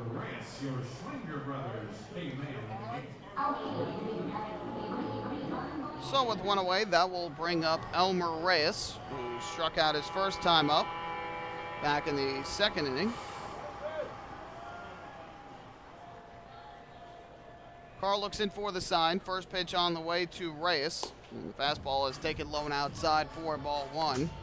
Reyes last night 3 more hits and 4 at-bats. He had 2 singles and that RBI triple in the 3rd inning. He had another 3-hit game. And here takes the ball to even up the count at 1-1. Reyes in 9 of his last 10 games has picked up a hit.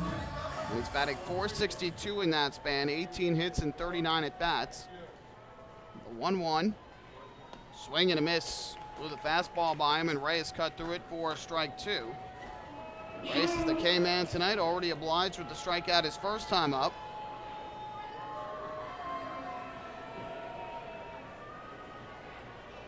Now the 1-2. From the windup, the kick and the pitch, and Reyes takes the fastball low and outside from Carl. Evens things up at 2 balls and 2 strikes.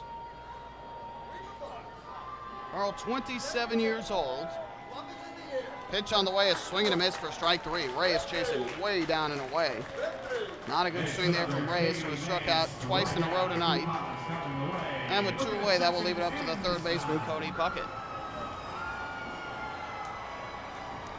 So Carl had that rough 2nd inning, but aside from that, has looked in control for the most part tonight.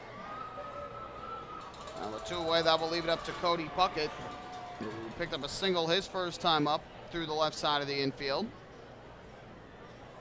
First pitch on the way, and Puckett swings and misses way out in front of that pitch, and the count 0-1. Puckett last night was 0 for 3 at the plate, but did draw a walk in the 5th inning. 0-1, chopped on the ground foul to the Ducks dugout on the 3rd base side. So the count quickly 0-2, and Carl 1 strike away from his first 1-2-3 inning of tonight's ballgame.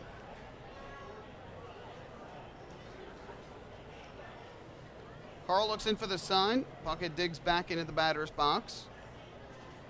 And the 0-2 pitch on the way is swung on and lifted in the air down the right field line, slicing foul and into the seats. Out of play, we'll do it again at 0-2.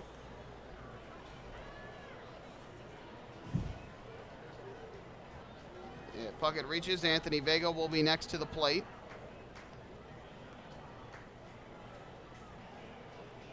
From the windup, the 0-2 pitch on the way, and Puckett swings ground ball towards the middle of the infield. The shortstop, Zawatsky, to his left field. Throw to first. Beats Puckett by a step. And the side retired. Ducks go in order in the top half of the 4th inning. We will head to the bottom half of the 4th. Barnstormers 3 and the Ducks 1. Hey fans, this is outfielder Phelant Lentini, and you're listening to Ducks Baseball on the Ducks official YouTube channel, youtube.com/DucksBaseball. Hey Ducks fans, the official hotel of the Long Island Ducks is the Upsky Long Island Hotel in Hauppauge. It's centrally located on the north shore of Long Island and offers a home away from home for both business and leisure guests. The Upsky Long Island Hotel features an indoor pool, 24-hour business center, a fitness center, and complimentary Wi-Fi in all guest rooms. Enjoy the contemporary American cuisine at the Fountain Grill restaurant or grab a quick bite to eat at Cafe Pronto. Best of all, it's only minutes from Bethpage Ballpark. The Upsky Long Island Hotel, the official hotel of the Long Island Ducks. Call 231-1100 today. That's 631-231-1100. Family fun every time. Beautiful evening for baseball. Big action every time. He reaches up, it's gone! Great value every time. And the Ducks have won it 7-1. The Ducks schedule is loaded with new promotions this season, and with an average ticket price of just $10 and free parking, there is no better value on Long Island. For game times and tickets, visit liducks.com. Long Island Ducks baseball. Good times every time.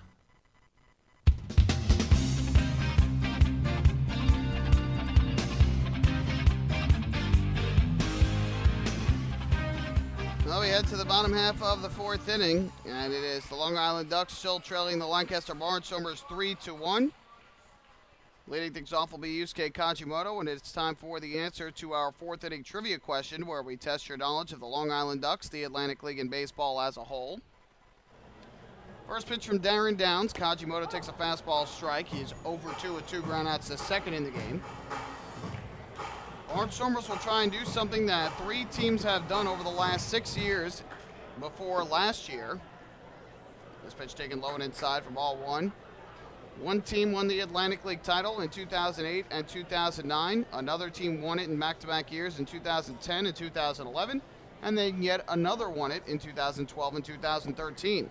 Kajimoto takes low for ball 2. The question, who are those 3 teams who won back-to-back Atlantic League championships? The answer, Somerset Patriots, 2008-2009, York Revolution, 2010-2011, and of course the Long Island Ducks in 2012 and 2013.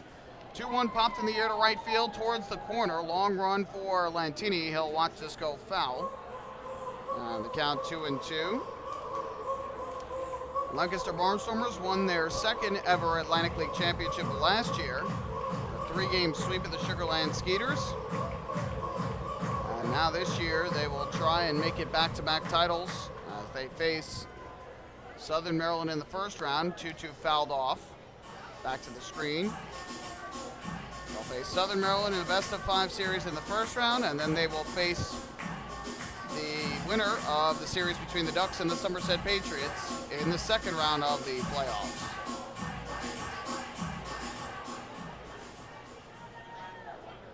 Kajimoto was swinging a foul ball again down the right field line out of play.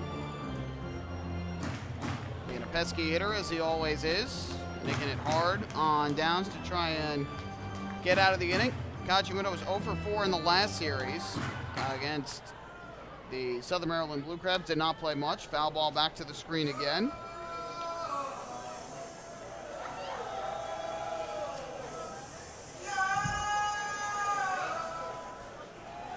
Kajimoto leading things off here in the bottom of the fourth against Darren Downs, who got into trouble again with 2 outs in the third, ultimately allowed 3 runs on 4 hits in the inning. The 2-2, swinging a ground ball to short, charging in Lions. Fields throws on the run, dug out nicely by Sean Burrows at first. Kajimoto retired for the 3rd time on the ground tonight. And that is the first out.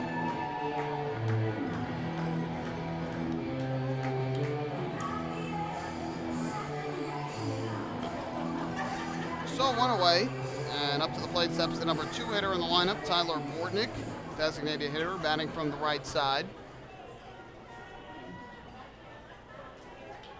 Downs looks in for the sign from Blank, comes set, and his first pitch. Bortnick takes a fastball inside, ball 1. Bortnick in the last series, 2 for 4 at the plate with a couple of runs batted in. 4 for 13 on the previous road trip, and this one grounded foul first base line. To even up the count at 1-1, he flew out to right back in the first inning, then singled and scored, leading off inning number 3. 3-1 Barnstormers in front here in the series opener.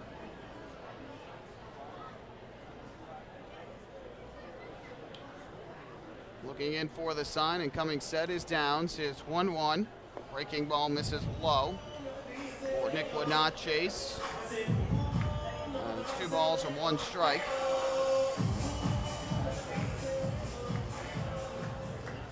Each team with 5 hits in the ball game. The 2-1 swung on and lifted in the air to shallow center going out. Reyes coming in, Cleary Jr. It's the second baseman, Elmer Reyes, making the running catch onto the outfield grass. So Bortnick retired. He's now 1 for 3 with 2 men out. That will leave it up to Zach Collier.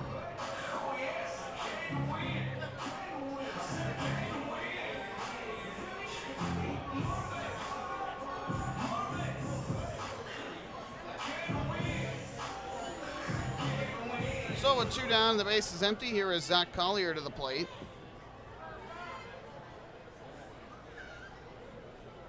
First pitch on the way, and Collier takes a fastball low and inside for ball 1.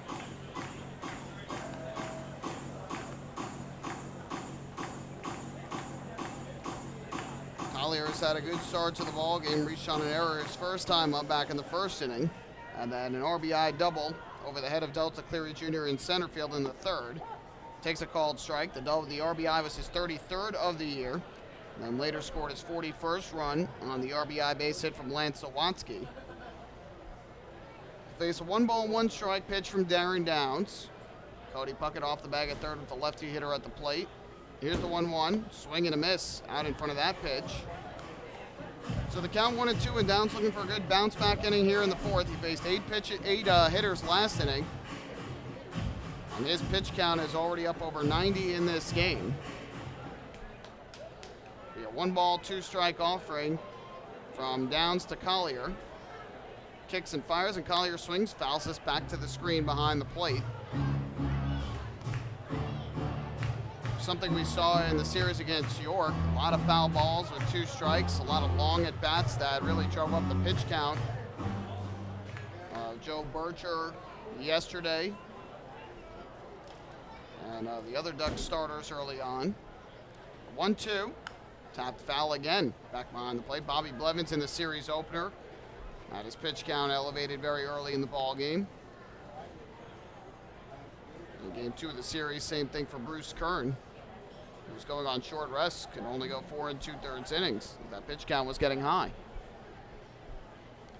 Another 1-2 to Collier. Fastball just misses the inside corner. That'll even up the count at 2 balls and 2 strikes. Again, the key here, you got to 2 outs in the inning, you got to 2 strikes on the batter, getting that 3rd strike and that 3rd out to avoid any further trouble in the inning. The 2-2. Swing and a miss, strike 3. And Downs able to get Collier that time. Might have foul tipped it into the glove, but either way, it's a strikeout, the 4th of the game for Downs, and that ends the 4th.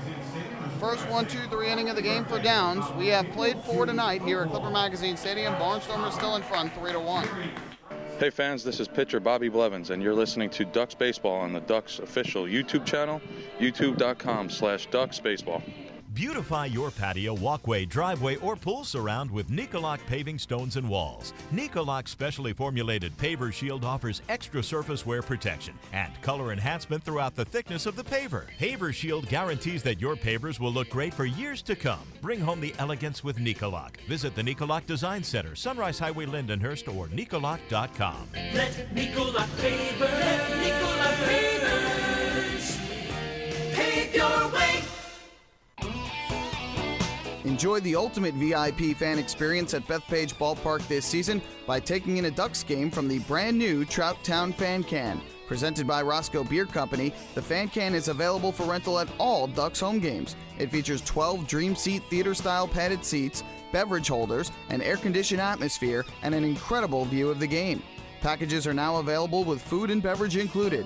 To reserve your Fan Can outing today, call the Ducks Group Sales Department at 631-940-3825. The Trout Town Fan Can at Bethpage Ballpark. Your VIP experience has arrived.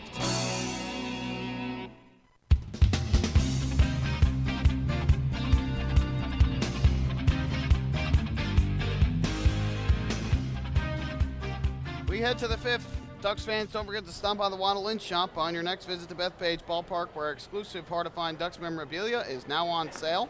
Anthony Vega squaring a bunt, takes low for ball 1. Proceeds benefit the Quacker Jack Foundation, the charitable arm of the Long Island Ducks. The 1-0, and Vega swing and a miss, way out in front of that pitch. He evens up the count at 1-1. The shop, of course, will be open during the Ducks' 2 postseason games coming up on Wednesday and Thursday, games 1 and 2 of the Liberty Division Championship Series.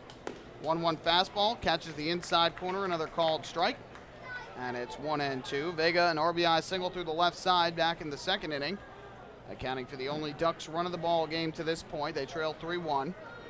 1-2, ground ball, weakly hit to the right side. Mike McDade, the first baseman, fields. He'll flip it to the pitcher covering, and he just gets the bag in time to beat Anthony Vega. And that's the first out of the inning. Good hustle from Vega up that first base line to try and beat out the flip from McDade to Carl. And Carl just got his foot down on the bag before Vega touched it. So 1 out in the inning. And back to the top of the order we go for Phelan Lentini, former member of the Barnstormers, who was with them back in 2012, part of their Freedom Division Championship squad. First pitch on the way. Lentini takes low in the dirt, 4-1. He's 0 for 2 thus far tonight. The ground out to second base back in the first inning, a fly out to center in the second. Had a bit more meaning last year when it was his first visit back here. After playing with them in 2012, breaking ball in for a strike, the count 1-1. This is his first visit back, though. This season wasn't with the team in July when they came here the last time. 1-1 is swung on and missed, way out in front of that Lentini. So the count goes to 1-2. Each team with 5 hits in the ball game. Ducks have made the only error. That was Sean Burrows. And the Barnstormers have the lead 3-1. The 1-2 from Carl, and Lentini takes down in the dirt. Blocked there by Cutler. Evens up the count at 2 balls and 2 strikes. 6 straight Ducks batters have been retired since the double by Lyons in the third. And 8 of the last 9 since the RBI single by Vega. Here comes the 2-2 offering. And Lentini takes the fastball up and inside. Ball 3. So the count is full at 3-2. And Lentini trying to work his way on here. Bring the tying run to the plate. 3-2 pitch. Swung on and missed. Strike 3. Chased. Ball 4. Fastball way up and out of the zone. He swings and misses 4. Strike 3. 2 outs in the inning. And that'll bring up Delta Cleary Jr. The center fielder, Delta Cleary Jr.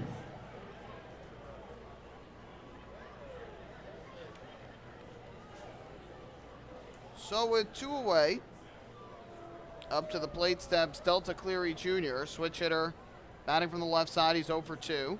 The first pitch is in for a called strike. And the count goes to 0-1. Cleary Jr. a fly out to center in the first inning, a ground out to third in inning number 3.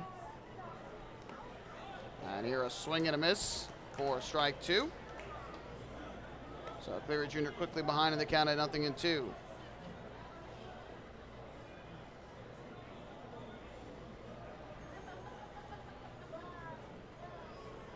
From the windup, the kick and the pitch. 0-2 lays off the fastball up high. Started to go around, but was able to hold up.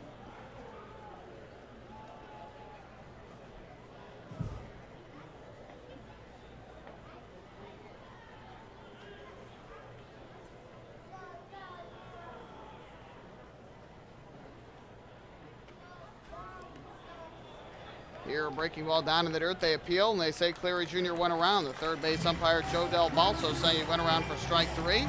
So back-to-back strikeouts for Carl.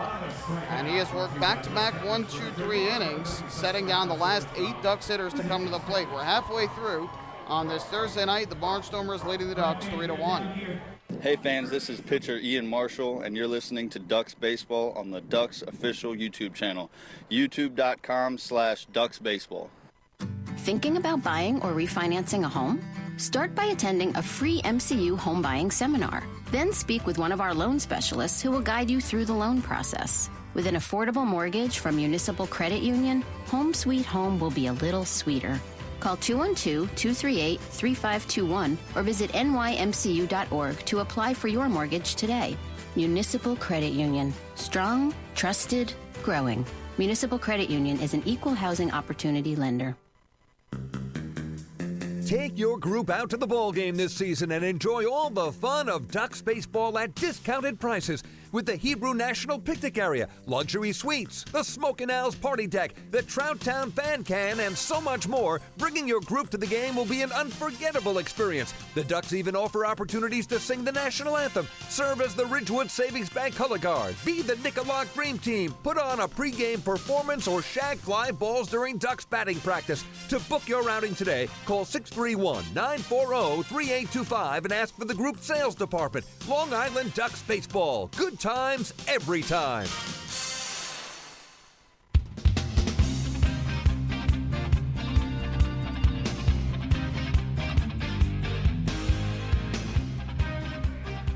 the bottom of the 5th inning we go. Darren Downs back to the mound for his 5th inning of work. And for the Barnstormers, they will be sending up their 4, 5, and 6 hitters, Ken Mathis, Mike McDade, and Lance Zawatsky. To the plate, Barnstormers with a 3-1 advantage. First pitch on the way, and Mathis pops one up foul over the screen and up over our heads out of play behind the plate.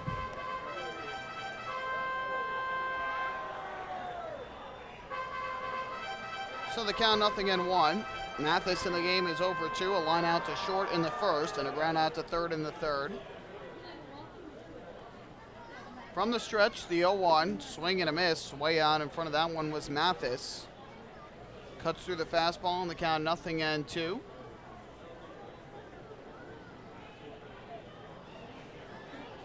Mathis, the left fielder for the Barnstormers tonight, batting in the 4 spot. And Brian Cavazos-Galvez getting the night off tonight. Here's the 0-2. Swinging a line drive, hard hit down the left field line, but foul up on the lawn seating area and then skips up to the concourse. Now a mad dash for the baseball, and we'll do it again at 0-2.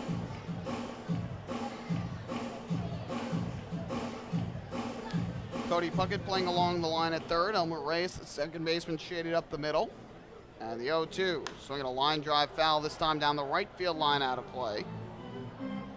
Back-to-back 2-strike foul balls against Downs, who is about to throw his 100th pitch of the night. Facing the leadoff batter here in the 5th inning. Barnstormers have done a good job with 2 outs tonight, making Downs work for that at third out. Making work for a lot of his outs here. Is this one lined into left field? On the run, Anthony Vega racing in. He slides and he makes the catch. And that's the first out of the inning. Nice catch made by Vega in left field there to rob Mathis of a base hit. Mathis now 0 for 3. And with 1 out, that will bring up Mike McDade to the plate. Taking a look at the out-of-town scoreboard. Off to our west in York, Pennsylvania. They are in the top of the 7th inning. And the score tied up at 4 apiece, Patriots and the Revolution. Newcomer for the Patriots, Kramer Sneed making a start. As this one hit inside the bag at third, down the left field line. Past the diving Cody Puckett. McDade rounding first, going for second. The throw coming in from Vega, not in time. And so a 1-out double for Mike McDade, his first hit of the night. Double number 11 on the year for McDade. He's at second base with 1 out. Cody Puckett made a good diving attempt on that ball to his right, just could not come up with it as it bounced and went over his glove. So a runner at second base with 1 out, and that'll bring up Lance Zawatsky. Again, Kramer Sneed making his Patriots debut. 6 innings of work, gave up 5 hits and 4 runs, all of them earned. Walked 4 and struck out 4. First pitch from Downs to Zawatsky. And he will take a fastball into the knees for a strike. Telvin Nash and Nick Ferdinand just homered. So they each have an RBI, as do Valdez and Perez. Frank Gailey started for the Revolution, and Ron Scudder's now in the game. This one line into left field, right at Anthony Vega. Cam Sunderett makes the catch. McDade will not be able to advance. So that is the second out of the inning. That will leave it up to third baseman Anderson Feliz. Somerset with 2 RBIs from James Skelton, and 1 apiece from Greg Hopkins and Matt Fields. So again, that game tied at 4 in the 7th inning. In Bridgeport, it's the Blue Crabs 1 and the Bluefish 0. Darrell Thompson, the starter for the Blue Crabs. Corey Reardon for the Bluefish, who has struck out 8 over 7 innings. Lone RBI in the game coming off the bat of Jamar Walton for Southern Maryland. First pitch upcoming from Downs to Feliz, who has been on base twice tonight. And out time is called. Skeeters lead it 3-2 down in Texas against the River Sharks, top of the 2nd inning. Wes Torres getting the start for Camden, Michael Nix for Sugarland. First pitch on the way, and Feliz takes a strike at the knees to count 0-1.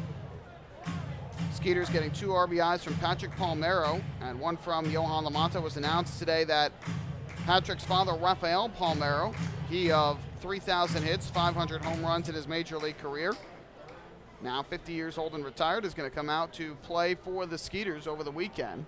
0-1, chopped on the ground, foul, third base side, and count 0-2.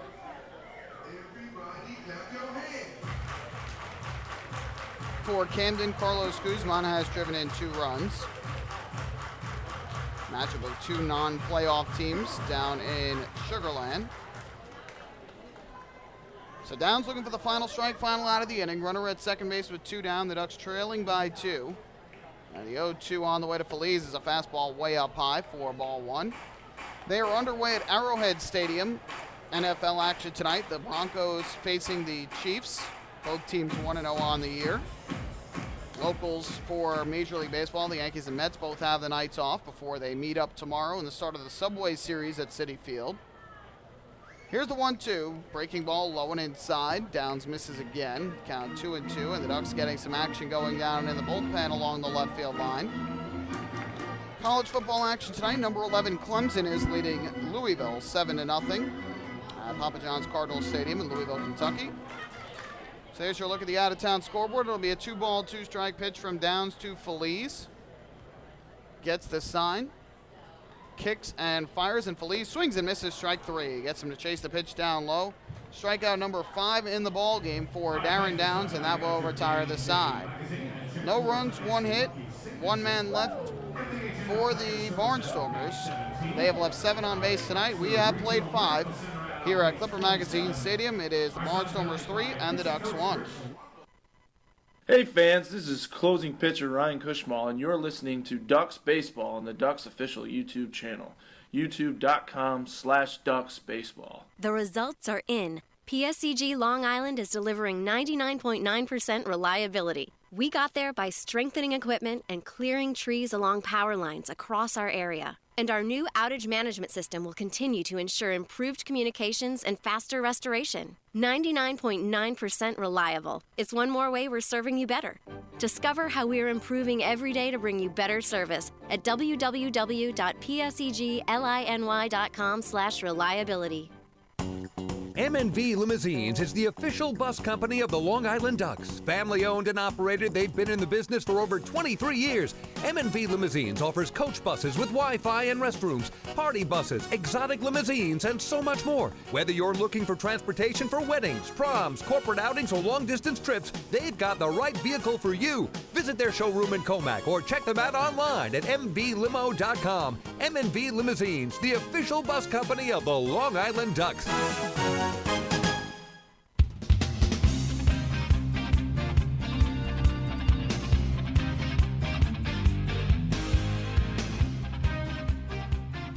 Ducks fans follow all season long as the Long Island Ducks try to meet the Chappie's Home Run Challenge.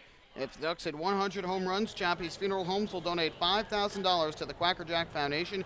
Chappie's Funeral Homes, where caring for others is our family tradition. Ducks are going to need a big-time series in the home run department if they want to meet the Chappie's Home Run Challenge this year.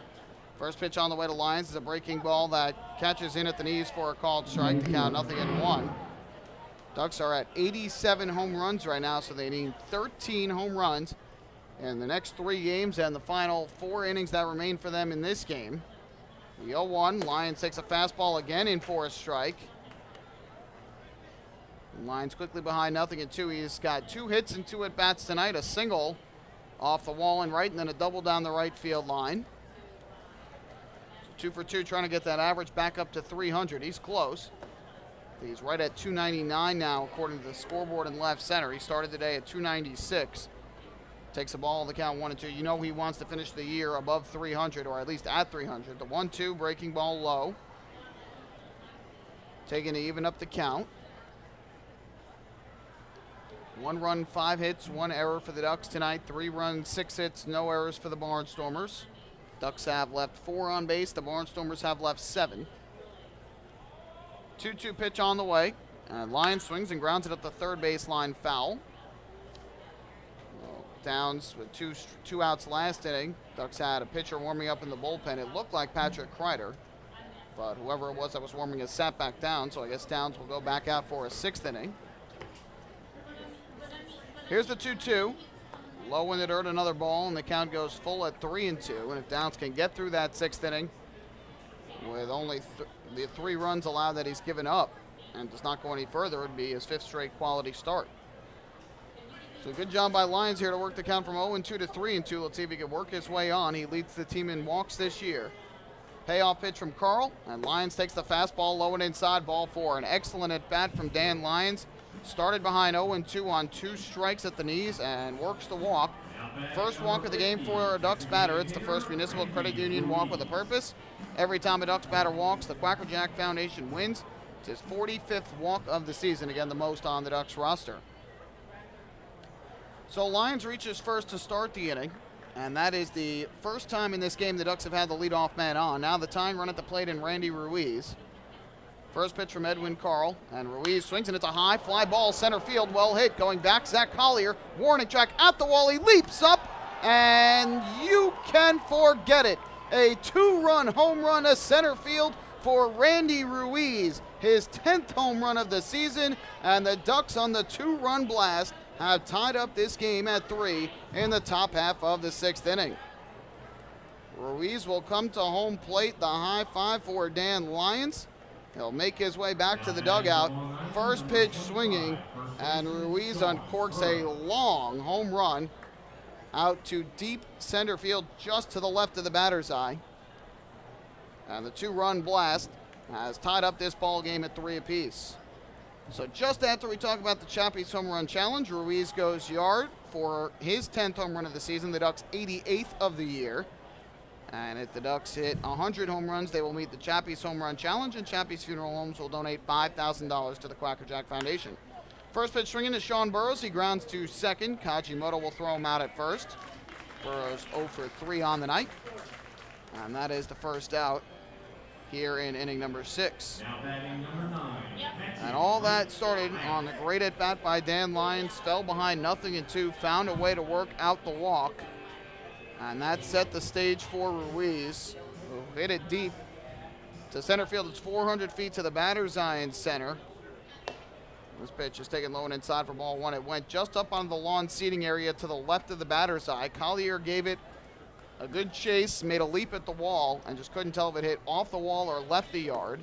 When he came down and didn't have a baseball to go running after, you realized it was a home run. Blank takes ball 2. He's ahead in the count, 2-0, 1 for 2 on the night with a double and a run scored, as well as a ground out to second. 2-0, ripped on the ground, third baseline, just foul. And that runs the count to 2-1. So a terrific drive by Ruiz, who now joins Lyons and Griffin and the double-digit home run department on the Ducks roster this year. Here comes a 2-1. Blank swings, another hard-hit baseball along the third baseline, but fouling into the seats. Count even up at 2 balls and 2 strikes.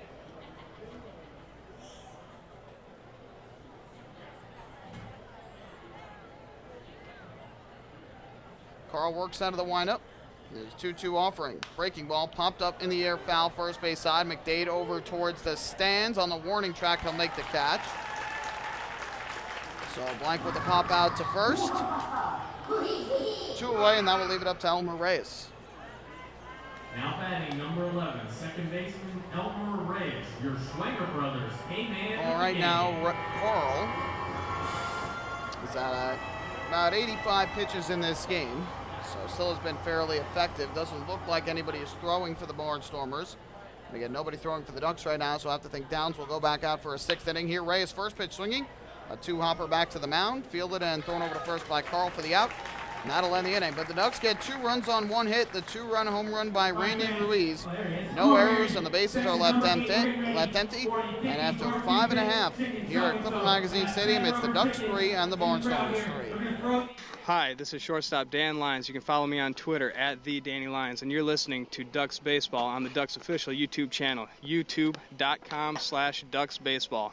James Simmons is going back. He is looking up, and on the Park Night, that one is gone and reaches a kennel in Central Islip. That was another home run for the Ducks. And Duck fans, what's more fun than a home run that helps the Ducks win a game? How about a homer that helps the community win? Chappies Funeral Home and the Long Island Ducks have once again teamed up for the Chappies Home Run Challenge. If the Ducks hit 100 homers this season, Chappies Funeral Home will donate $5,000 to the Quacker Jack Foundation. So every time a Ducks hitter goes deep this season, watch for the Chappies Challenge home run count on the scoreboard. And if we reach 100, we're all a winner. Chappies Funeral Home, where caring for others is a family tradition. Can't get enough of the Long Island Ducks? Well, now you can get even more inside info on your favorite hometown team through Facebook and Twitter. The Ducks are constantly updating fans through social media with scores, transactions, ballpark promotions, and much more. You can even win great prizes. All you'll need to do is make a free account on Facebook and Twitter, and then visit us at facebook.com/LIDucks and twitter.com/LIDucks. Think you're Long Island's biggest Ducks fan? Get connected now.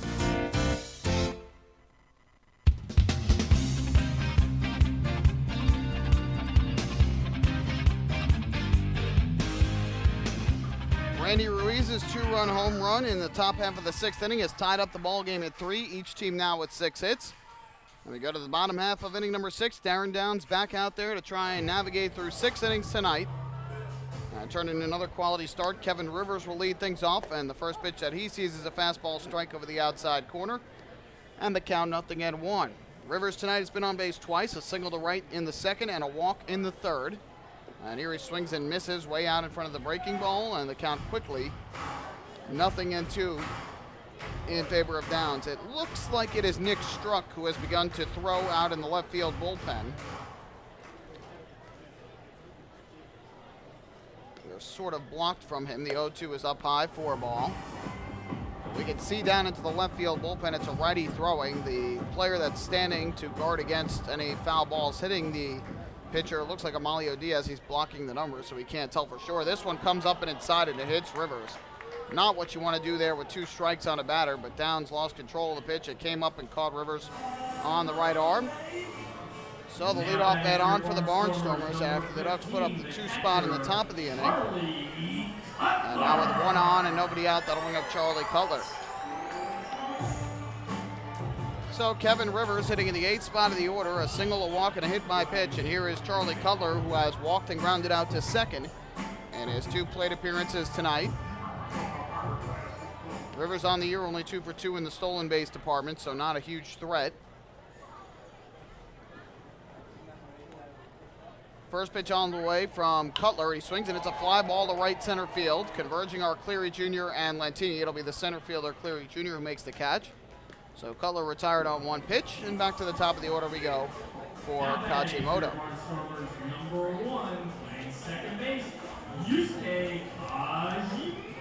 So now a ground ball by Downs could get the Ducks out of the inning. Of course, Kachimoto has good speed. Does have a tendency to hit the ball on the ground, though. He's done it 3 times tonight. 2 groundouts to second, 1 in the first, 1 in the second, and a grounder to short in the 4th. From the stretch, Downs' first pitch upcoming. Kicks and fires to the plate. Kachimoto takes a fastball at the knees for a called strike. And the count 0-1.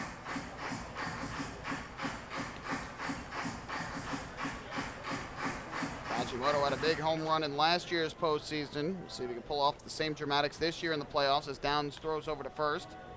So Chase Rivers back to the bag. He's being held on by Sean Burrows. You're boring everybody. Quit boring everyone. And again, the right fielder Rivers does not have a ton of speed, but the bottom line is got to keep him close. You don't want him taking second, representing the go-ahead run. 0-1 is low. Blocked at the plate by Blank. That evens up the count at 1 ball and 1 strike. Ducks currently lead the season series 10-6 over the Barnstormers.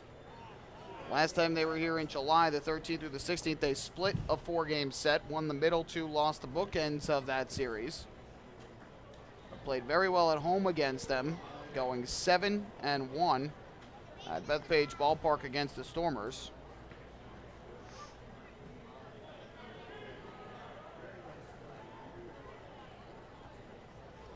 Downs will step back up on the rubber, looking for the sign. Gets the pitch he likes, and now the 1-1. Kicks and fires, and this one grounded to the right side. Elmer Reyes stops Fields, goes to short 1, no chance at first. But a good play by Reyes to get the ball in the right field hole and make the out at second. So it'll go down as a fielder's choice for Kachimoto, who is now 0 for 4. 4-6 on the putout. Rivers out at second, Kachimoto safe at first. With runner at first and 2 down, that will leave it up to Tyler Bortnick.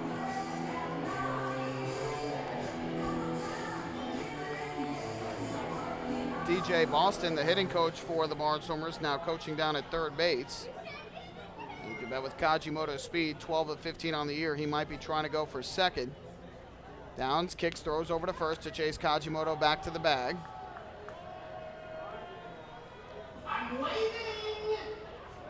If he gets to second base, a single from Bortnick would put the Barnstormers back in front here in the bottom of the 6th inning. Downs gets this sign. And now time called at home plate. You can tell that a lot of Downs' attention is on Kajimoto. Downs looking to try and make this 5 consecutive quality starts. 7 of 8. The first pitch is a breaking ball low in the dirt. Nice block there by Blank. And the count 1-0. He's gotten to 2 outs in the inning now. And just needs to get out number 3. Randy Ruiz tying the game in the top half of the inning with a 2-run home run to the left of the batter's eye in center field. His 10th home run of the season.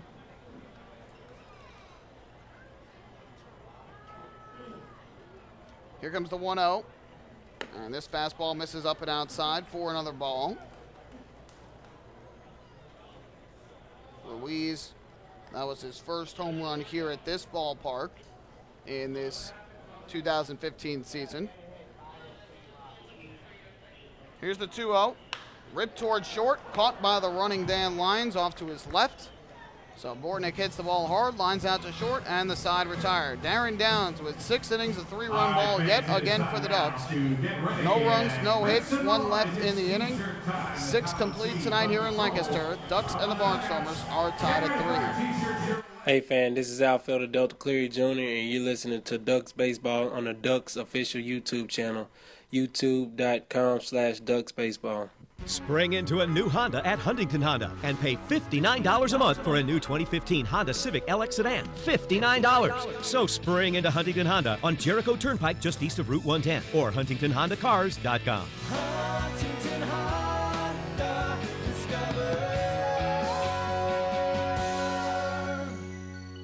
the difference. Auto 24-month lease, total due at inception. Civic $31.90 includes bank fee, first month's payment, no security deposit. Taxes, DMV, title fees extra with excellent credit through HFS. Have your birthday at the ballpark this season and celebrate with the flock. Kona Ice birthday party packages with the Long Island Ducks are now available. Each package includes 10 box seats, a commemorative birthday t-shirt and autographed baseball, a pizza and Kona Ice party in the Hebrew National Picnic area, and so much more. Best of all, the birthday child will stand on the dugout while the entire crowd sings happy birthday. Reserve your party today by calling the group sales department at 631-940-3825.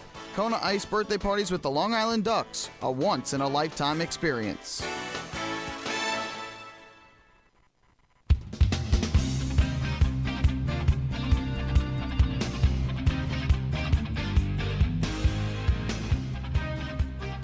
To the 7th inning we go. Ducks and the Barnstormers tied up at 3. Opener of this 4-game series, the final series of the regular season for both teams. And the first pitch to Cody Puckett from Edwin Carl is taken low, and the count 1-0.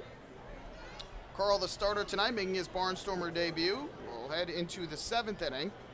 And here Puckett, it's a high pop-up in the air to shallow right center. Racing in Kevin Rivers, and he will line it up and make the catch to retire Puckett for the first out of the inning. Now up from Long Island, number 27, the left fielder, Puckett now 1 for 3 in the ball game. He singled back in the 2nd inning. So with the 1 away, that will bring up Anthony Vega. Ducks fans chill out all season long with a cold cup of Hampton Coffee Company gourmet iced coffee available at the concession stands at Bethpage Ballpark. Hampton Coffee is the preferred coffee of the Long Island Ducks. Visit HamptonCoffeeCompany.com. Check out their cafes in the Hamptons. First pitch to Vega. Breaking ball drops in for a called strike. And the count 0-1. Vega 1 for 2 tonight. Delivered an RBI single through the left side back in the 2nd inning. Bounced to first in the 5th. Here pops one up, foul behind the plate. Shedding the mask is the catcher Cutler. On the warning track, he'll make the catch. So Vega retired for the 2nd out. 2 quick outs here for Carl, who is just about to break the 90 pitch mark in the ball game. He's been very efficient tonight. And up to the plate steps Phelan Lentini.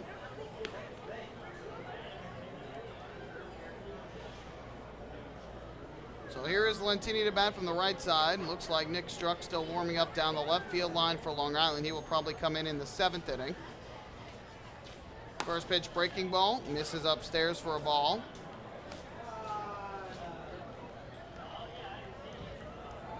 Count goes to 1-0.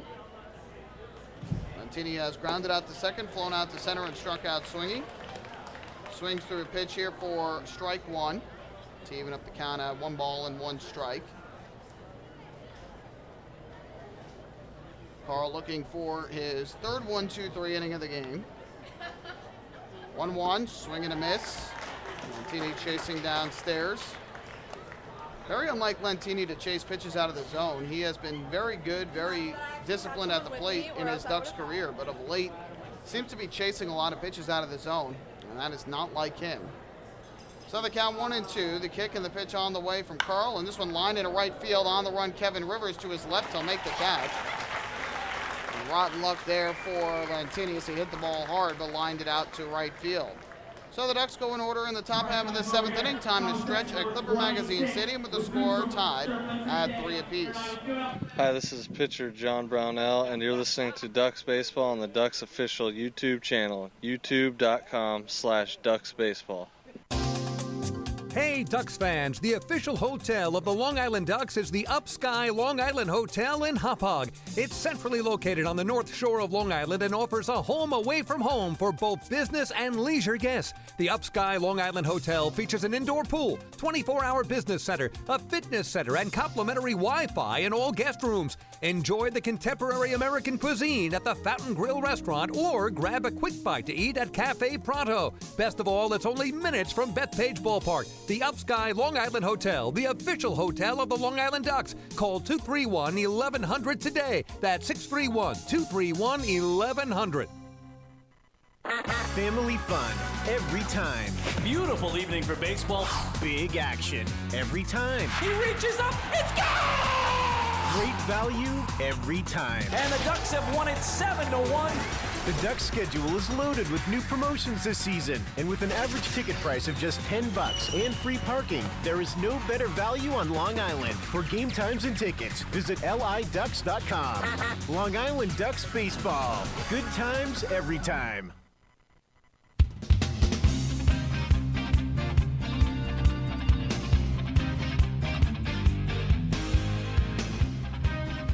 We move to the bottom half of the 7th inning with the Ducks and the Barnstormers tied up at 3 here in the series opener, and Kevin Bias has made his first call to the bullpen tonight. He brings on right-hander Nick Struck, who will pitch here in the 7th inning after Darren Downs completes his 5th consecutive quality start and 7th in his last 8 starts, dating back to the beginning of August. Once the calendar flipped from July to August, he really has done a terrific job on the mound for Long Island and has not been overly dominant in any start, but what he has done is kept the Ducks in every single game that he has pitched. And so Downs leaves with the score tied at 3, so he will get a no decision tonight. And it will be Struck in to face the 3, 4, and 5 hitters in the order for the Barnstormers. It will be Collier, Mathis, and McDade.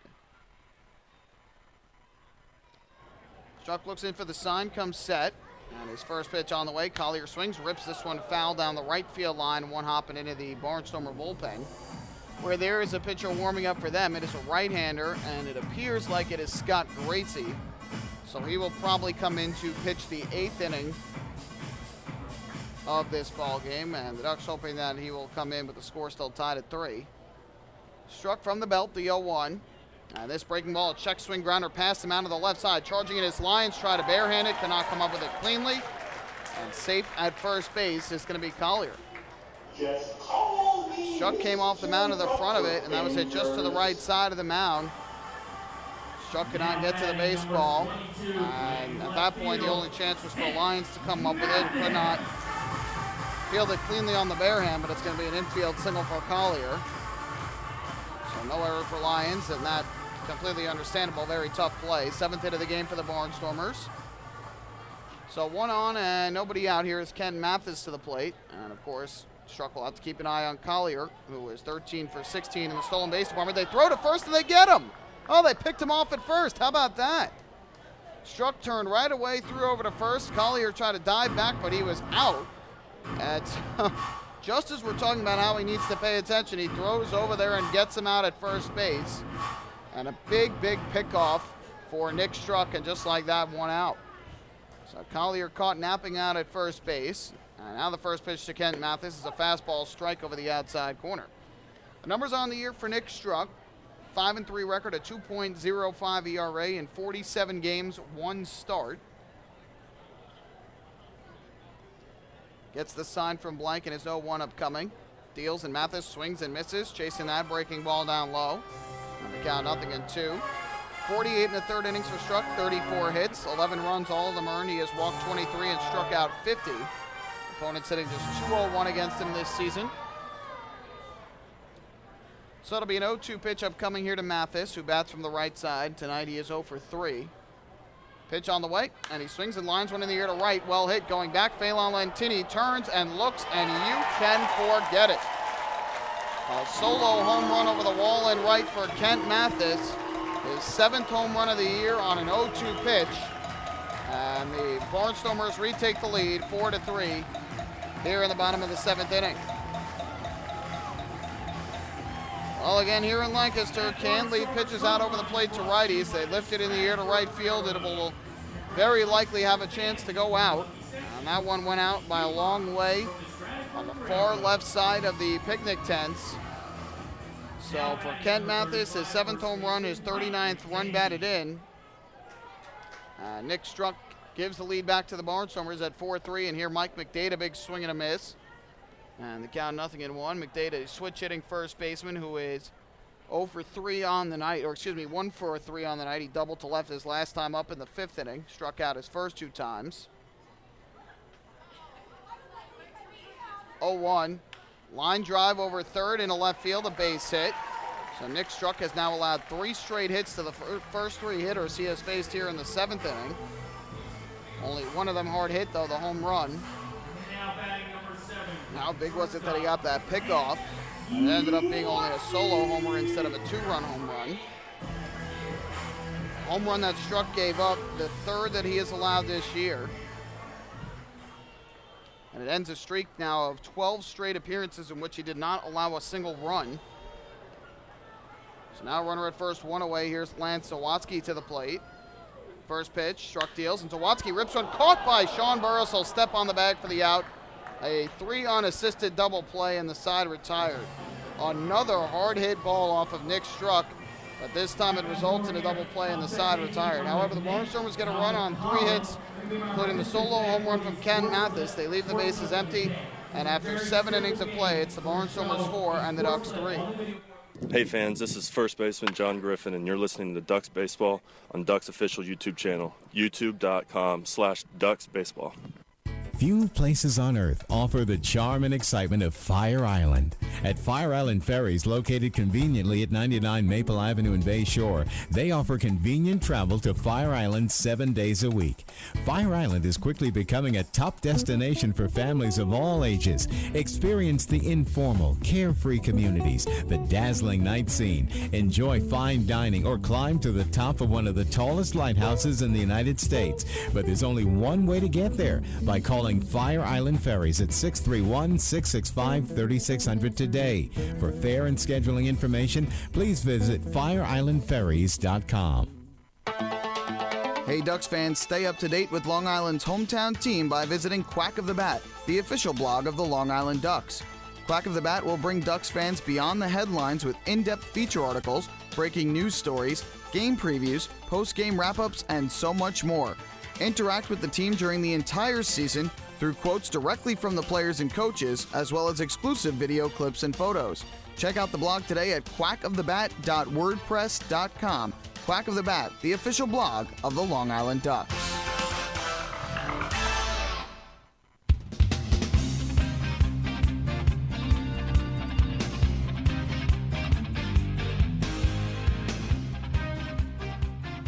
Well, the solo home run by Kent Mathis off of Nick Struck in the bottom half of the 7th inning has put the Barnstormers back in front in this game by a score of 4-3.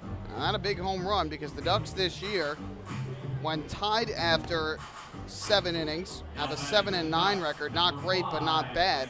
But it goes down to 6-42 when trailing after 7 innings, despite the fact that the Ducks have 38 come-from-behind victories this year. Not a ton of them have come very late in the ball game, and so that home run has put the Barnstormers in front, and now a new pitcher is in. It's right-hander Scott Gracie, so it gives Carl an opportunity to get the win in this game as he goes 7 innings tonight. And the first pitch upcoming from Gracie to Cleary Jr. Kicks and fires, and Cleary Jr. takes a breaking ball in for a strike. And the count 0-1. So Carl goes 7 innings, gives up 6 hits, 3 runs, all of which were earned. Walked only 1 batter in the game and struck out 4. And allowed the home run to Ruiz. Ruiz's 10th of the year. 0-1. Fastball missed inside to even up the count at a ball and a strike on Cleary Jr., who is 0 for 3 tonight after a big night last night where he went 2 for 4 with a double, 2 RBIs, and a run scored. The 1-1 from Gracie. And Cleary Jr. a swing and a fister out towards second. Right there is Kajimoto to make the catch.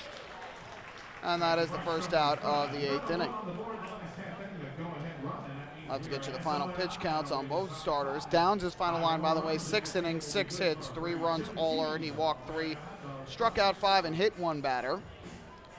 And, of course, he will get a no decision tonight as he left the game with the score tied at 3 before Struck allowed the home run. Gave up another hit, but got that hard line drive double play that Burrows caught and stepped on the bag. Here's Dan Lyons to the plate, first pitch, and he takes a breaking ball strike at the knees. Scott Gracie on the year for the Barnstormers has pitched very well. He is 4-0 with a 1.67 ERA in 51 games out of the bullpen. Here's the 0-1. Breaking ball misses up and inside, another ball. They have had a bunch of relievers of late that really are doing well. They've got 4 guys under 2 in terms of an ERA. Gracie, Pete Andrelzik, Mark Lamb, and Al Yavoli. The 1-1. Lyons swings at the fly ball in the air, foul, first base side, and that'll go out of play. Count 1-2. Scott Patterson's ERA 2.28, and Marcus Walden at an even 3. So their bullpen, they've got 6 guys with ERAs at 3 or below, and they really have done a great job, especially here in this second half. And again, Barnstormers broadcaster Dave Collins said before the game that's a big reason to their success. Here comes a 1-2. Kick and the pitch on the way, and Lyons will swing and tap on Weekly here, left side of the infield. Charging in is the third baseman Feliz, throws on the run, and it gets past McDade, and Karam's in a right. Lyons around first, he will go to second, and he will stop right there. So a break there for the Ducks. Lyons might have beaten it out anyway. I believe they will rule it a hit and an error, as they've already flashed that up on the scoreboard. So for Lyons, it'll be his 3rd hit of the game, 2 singles and a double. Should be an infield single to third base, and then on the error by Feliz when the ball got past Mike McDade, Lyons able to take second for Feliz. It's his 20th error of the year. So the Ducks now with the tying run in scoring position, 1 away. And here is Randy Ruiz, who after Lyons reached 2 innings ago with a walk, hit a 2-run home run to center field just to the left of the batter's eye. Gracie gets the sign and comes set. Looks to second, first pitch on the way to Ruiz, and he'll take a fastball strike over the inside corner. And the count goes to 0-1. J.C. Romero warming for the Ducks in the bullpen down the left field line. Barnstormers have some action going as well. Gracie is ready. And is 0-1. Ruiz checks the swing, takes the breaking ball down low in the dirt. They want an appeal here. Cutler asked for the appeal, but the home plate umpire did not grant it. Certainly did not look like he went around. So the count even up at 1-1 on Ruiz, who aside from the homer has grounded into a force out at second and bounced back to the mound. Lyons with great speed at second, so a base hit should tie this game at 4. Gracie looking in for the sign. Gets the pitch he likes from Cutler. The 1-1. And Ruiz swings and misses. Big swing at a pitch diving down and away. The count goes to 1-2. The key here, obviously, with the tying run at second in the 8th inning, patience at the plate. Not chasing pitches out of the zone. With Gracie ahead in the count, he can afford to miss with a pitch here. The 1-2. Pitch on the way, and Ruiz checks the swing, taking the ball down low. Good eye from the Ducks' designated hitter. So that evens things up at 2-2. Sean Burrows will be next for the Ducks. He is 0 for 3 tonight.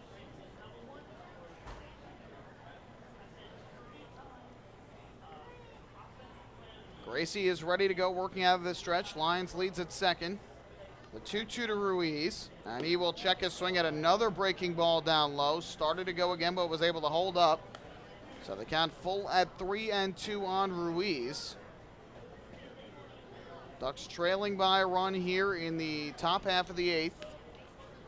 After the home run from Kent Mathis over the wall and right in the bottom of the 7th inning. Payoff pitch up coming from Gracie to Ruiz. Gets the sun, comes set. Here's the 3-2, and Ruiz will swing and miss, strike 3. Got a fastball over the plate. Looked like on the inner half. Ruiz took a cut at it, but swung through it for strike 3. So a big second out there for Scott Gracie as Ruiz strikes out. Lions still at second, and with 2 down, that will leave it up to Sean Burrows. Now batting number 25, first baseman Sean Burrows. So here is Burrows to the plate from the left side, looking for his first hit of the night. Lions who reached on an infield single and went to second on the error.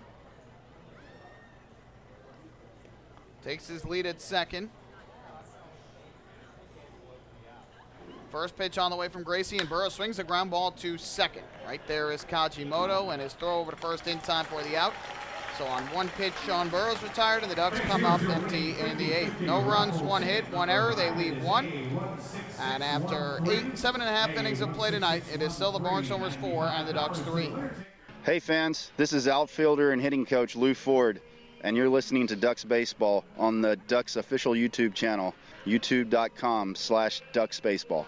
Beautify your patio, walkway, driveway, or pool surround with Nicoloc paving stones and walls. Nicoloc's specially formulated paver shield offers extra surface wear protection and color enhancement throughout the thickness of the paver. Paver shield guarantees that your pavers will look great for years to come. Bring home the elegance with Nicoloc. Visit the Nicoloc Design Center, Sunrise Highway, Lindenhurst, or Nicoloc.com. Let Nicoloc Paver, let Nicoloc Pavers pave your way.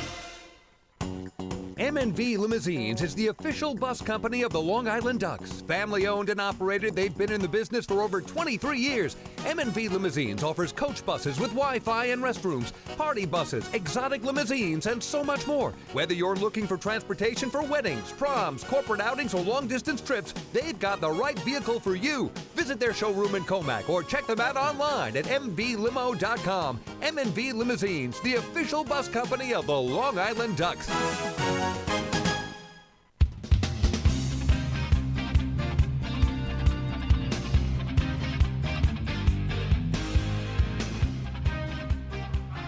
J.C. Romero takes the mound for the Ducks in the 8th inning, second reliever of the night for the Ducks. After Nick Struck comes in and pitches the 7th inning and allows 3 hits in the inning, but the big hit that he allowed was the solo home run by Kent Mathis over the right field wall that broke this 3-3 tie. And the Barnstormers now have a 4-3 lead. The Ducks got the tying run to second base with 1 out in the top half of the 8th inning, but Randy Ruiz struck out swinging, and Sean Burrows on the first pitch grounded out to second base. 4th time that he has been retired today. And so the Ducks remain without their 4th run of the game, and the score remains tied. And now Romero will come on to face the bottom 3 in the order: Feliz, Kevin Rivers, and Charlie Cutler, to try and keep this game within a run and give the Ducks a chance in the top half of the 9th inning.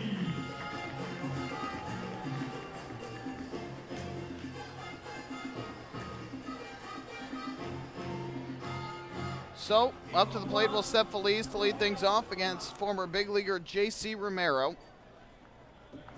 He bats from the right side. Romero throws from the left side, and the first pitch on the way is a fastball up and outside for a ball. The count goes to 1-0. Feliz in the game, an RBI single, a walk, and a strikeout. He also has picked up his 13th stolen base of the year. Romero gets the sign, comes set, the 1-0. Kicks and fires, and this fastball misses up high yet again. It's 2 balls and no strikes. Barnstormers look like they have Scott Patterson getting loose in the bullpen, and he likely will come on to try and close this one out in the 9th inning. Here's the 2-0 from Romero. That one lifted foul up over the screen and out of play, first base side. The ball caroms back down below. And a gentleman in front of the booth here grabs the baseball. Another count, 2-1.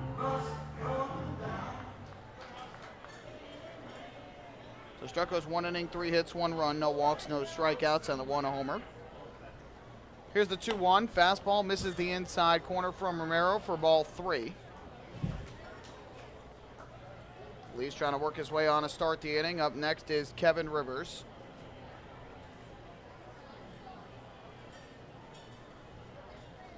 Here's the 3-1. Romero kicks and deals to the plate, and Feliz will take outside ball 4. So not the way that Romero wanted to start things off here in the 8th inning. A 5-pitch walk of Anderson Feliz, the 4th walk issued by Ducks pitching tonight. The numbers on Romero this year for Long Island have been very good. 1.95 ERA in 33 games out of the bullpen, 0-1 record. He's given up 23 hits in 32 and 1/3 innings, 7 runs all earned, 12 walks to 22 strikeouts. Opponents hitting 197 against him. So now a lefty-lefty matchup with Kevin Rivers at the plate. First pitch on the way, and Rivers takes a fastball up high. Big reason why Romero in here. After the righty Feliz, you have 2 lefties, in Rivers and Cutler.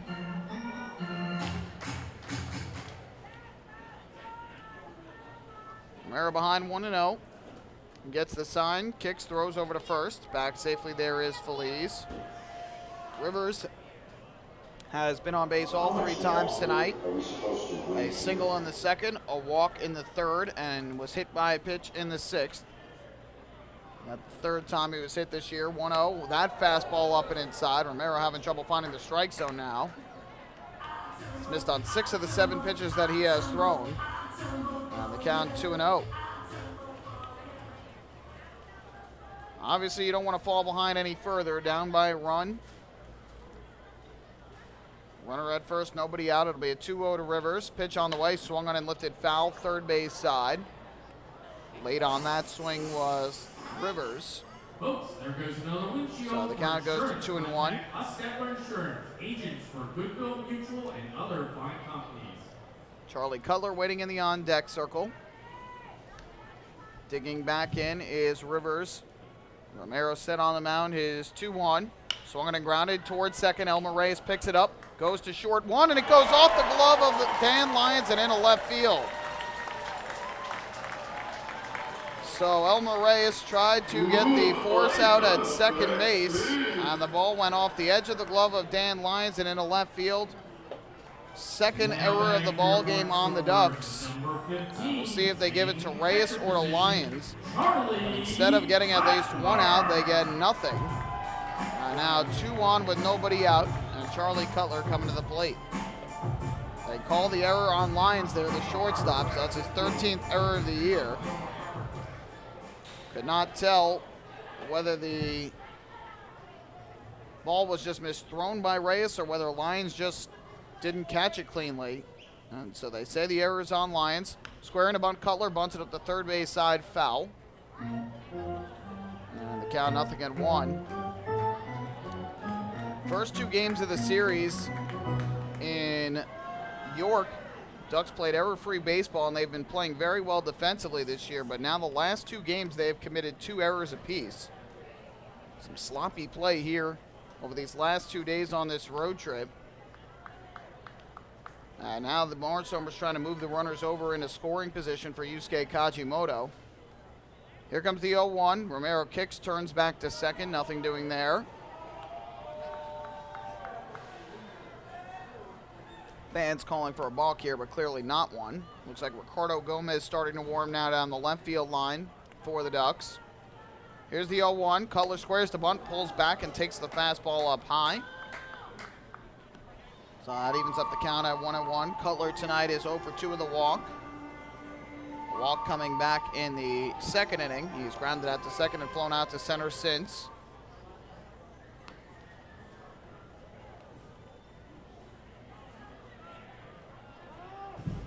Time called.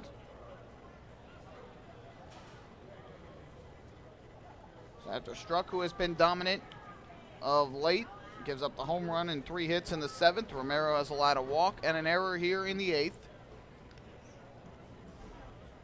Here's the 1-1. Romero fires, and Cutler grounds it up the first base line, just foul. The infielders in, especially at the corners, to guard against the bunt. Try to sneak an extra base hit inside the first base bag, just missed. And so the count now 1 ball and 2 strikes on the Barnstormer catcher.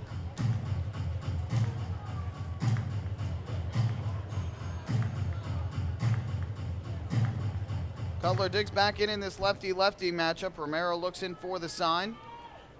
Gets the pitch he likes. The 1-2, and Cutler swings, grounds it back to the mound. Romero goes to third for 1. The throw across the diamond, not in time. So the Ducks trying to turn there a 1-5-3 double play, but ultimately Romero gets the force out. And that's what he wanted. So 1-5 fielder's choice off the bat of Cutler is now 0 for 3. Feliz retired at third base, and moving from first to second is Kevin Rivers. And had the ball been handled correctly by Lyons at second, they probably would have only gotten 1 on that play anyway, but had it been handled correctly, that ground ball back to the mound could have resulted in an inning-ending double play. Instead, it's first and second, 1 out. First pitch to Kajimoto, misses up high, ball 1. Looking for another ground ball here, and Kajimoto's hit the ball on the ground 4 times in the game. 2 ground outs to second, a ground out to short, and a 4-6 fielder's choice. Has good speed, but looking for the ground ball double play is Romero. The 1-0. Kajimoto takes another fastball up and out of the zone, and it's 2-0.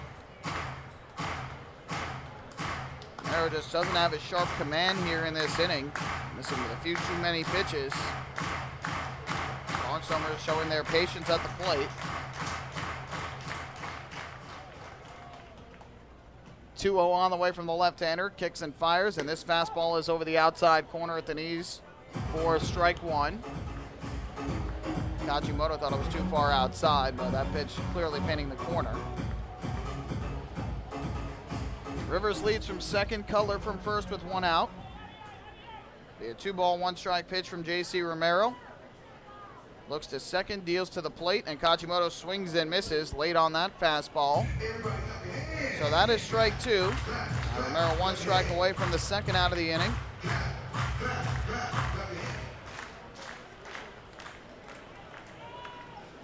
Switch hitter batting from the right side against the lefty Romero. Here comes the 2-2 on the way, and Kajimoto swings and misses strike 3. Romero rears back, fires the fastball by him. Kajimoto now 0 for 5 in the ballgame. First strikeout for Romero. So he has gotten back-to-back outs after the fielder's choice error.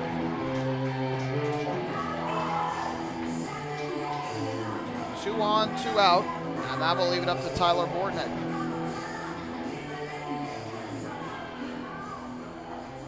Romero trying to keep this a 1-run game in the bottom of the 8th inning. 4-3, the Barnstormers leading it over the Ducks. And the first pitch on the way to Tyler Bortnick is swung and grounded back towards the middle. Dan Lyons fields behind second, throws to first, dug out at first by Burrows, and a very nice job by J.C. Romero as he works out of a first and second no-out jam. No runs in the inning, no hits, 1 error. 2 men left on base for the Barnstormers. We head to the 9th at Clipper Magazine Stadium. It's Lancaster 4 and Long Island 3. Hey fans, this is relief pitcher Bruce Kern, and you're listening to Ducks Baseball on the Ducks official YouTube channel, youtube.com/DucksBaseball. Thinking about buying or refinancing a home?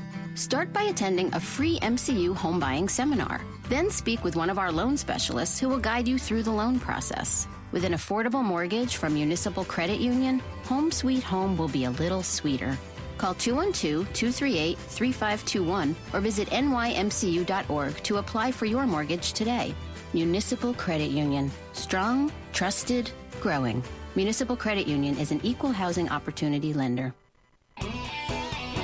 Enjoy the ultimate VIP fan experience at Bethpage Ballpark this season by taking in a Ducks game from the brand new Trout Town Fan Can. Presented by Roscoe Beer Company, the Fan Can is available for rental at all Ducks home games. It features 12 Dream Seat theater-style padded seats, beverage holders, an air-conditioned atmosphere, and an incredible view of the game. Packages are now available with food and beverage included. To reserve your Fan Can outing today, call the Ducks Group Sales Department at 631-940-3825. The Trout Town Fan Can at Bethpage Ballpark. Your VIP experience has arrived. Hey fans, this is right-handed pitcher Frank DiGiulio, and you're listening to Ducks Baseball on the Ducks official YouTube channel, youtube.com/DucksBaseball. Few places on earth offer the charm and excitement of Fire Island. At Fire Island Ferries, located conveniently at 99 Maple Avenue in Bay Shore, they offer convenient travel to Fire Island 7 days a week. Fire Island is quickly becoming a top destination for families of all ages. Experience the informal, carefree communities, the dazzling night scene, enjoy fine dining, or climb to the top of one of the tallest lighthouses in the United States. But there's only one way to get there, by calling Fire Island Ferries at 631-665-3600 today. For fare and scheduling information, please visit fireislandferries.com.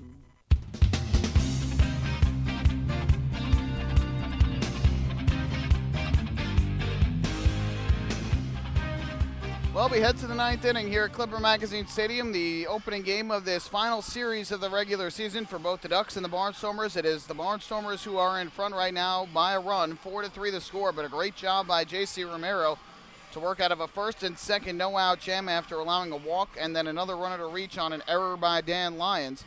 Got a fielder's choice ground out where they got the force out at third, struck out Kajimoto, and then got a ground out to short off the bat of Tyler Bortnick. Scott Patterson comes into the game for the Barnstormers trying to nail down the save.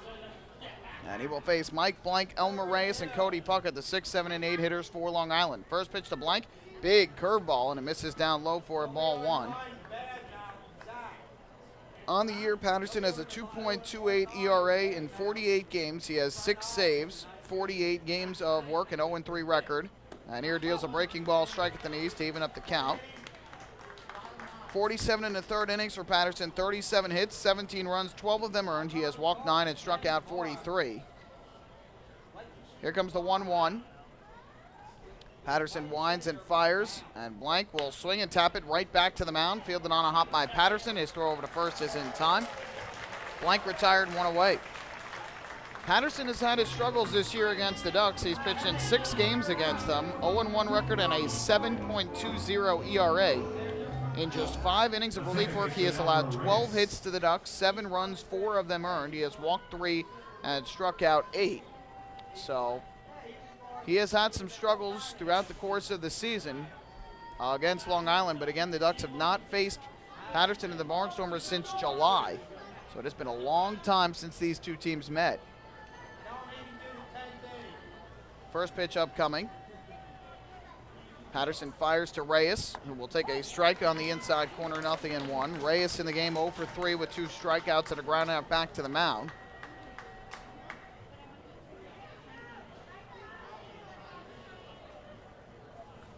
Patterson looks in for the sign, comes set. Reyes asks for time at home plate. Patterson, a menacing presence on the mound. He stands in at 6'7", 225 pounds. Born in Oakdale, Pennsylvania, now resides in Freeburg, Illinois. Here Reyes takes up and inside, and that will even up the count at 1-1 strike. Ducks took a 1-0 lead in the second inning on a 2-out RBI single by Anthony Vega. Barnstormers scored 3 in the bottom of the third, 2 of the 3 with 1 out. 2 of the 3, with 2 outs in the inning. Randy Ruiz hit a 2-run home run in the 6th to tie it. And then Kent Mathis, a solo home run in the 7th off Nick Struck, broke the 3-3 tie. Here's the 1-1. Reyes takes a breaking ball over the inside corner, another called strike. And the count goes to 1-2.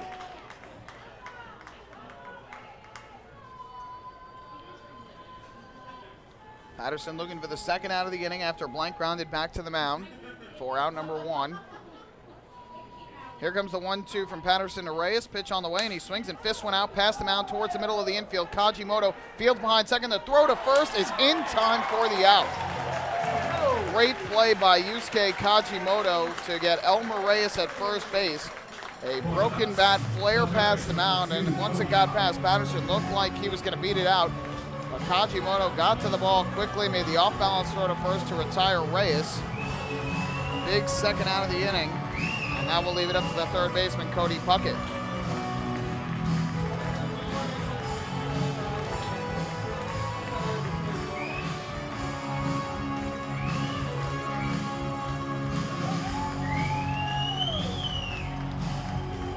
So here is Cody Puckett to the plate. Had a home run here earlier this year back on May 18th before the game was suspended. First pitch, and Puckett takes a breaking ball low, and the count 1-0.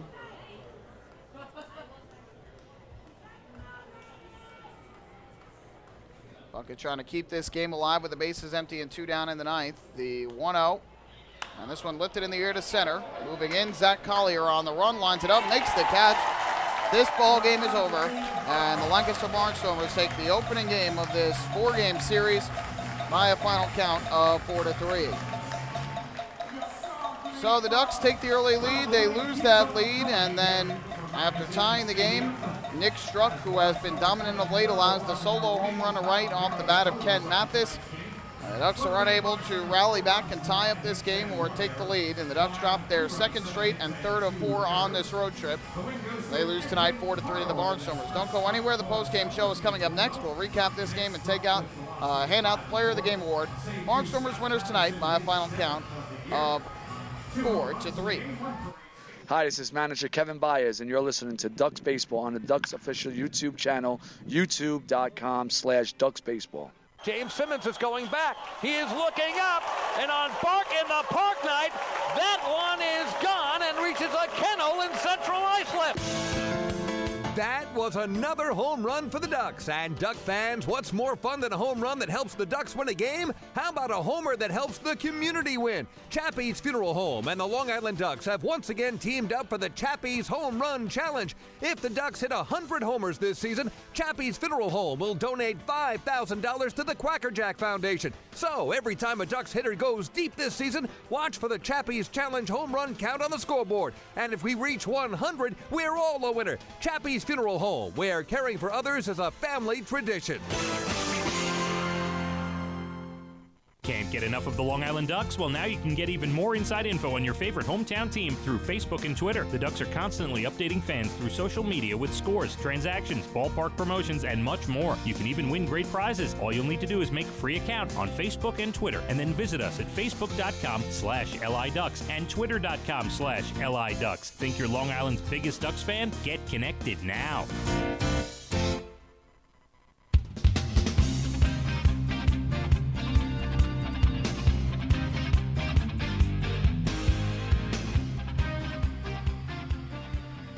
Back here at Clipper Magazine Stadium tonight, where the Long Island Ducks fall to the Lancaster Barnstormers by a count of 4-3 in the series opener. Third game of this road trip so far out of 4, in which the Ducks have fell to their opponent. And so a tough start to this road trip. 3 more games remaining in the regular season before the postseason begins. We'll recap this game first. Ducks scored the opening run of the game in the second inning against newcomer Edwin Carl, who was making his Barnstormer debut tonight. With 1 out in the inning, Mike Blank doubled down the left field line, and after a strikeout of Elmer Reyes, Cody Puckett singled to left to keep the inning alive with 2 outs, and then Anthony Vega grounded an RBI single through the left side that brought home Blank, and the Ducks had the early 1-0 lead. And in the bottom of the third inning, Darren Downs came back to the mound after he had gotten out of a bases-loaded jam in the second. And in that inning, allowed a single to Tyler Bortnick to open up the inning before Zach Collier doubled over the head of Delta Cleary Jr. in center to bring home Bortnick. The RBI double tied up the game at 1. Downs bounced back with a ground out by Mathis and a strikeout of McDade, and so the Barnstormers had a runner at second with 2 out in the inning. But then the 2-out troubles for the Ducks resurfaced. Downs allowed back-to-back RBI singles to Zawatsky and Feliz, and that gave the Barnstormers a 3-1 lead. He would walk Kevin Rivers before getting Cutler to ground out to second and end the threat but 3 runs on 4 hits in the inning for the Barnstormers, and they took a 3-1 lead. Neither side would score in the 4th or the 5th inning. The Ducks went in order in both innings. The Barnstormers just got a double from McDade in the 5th.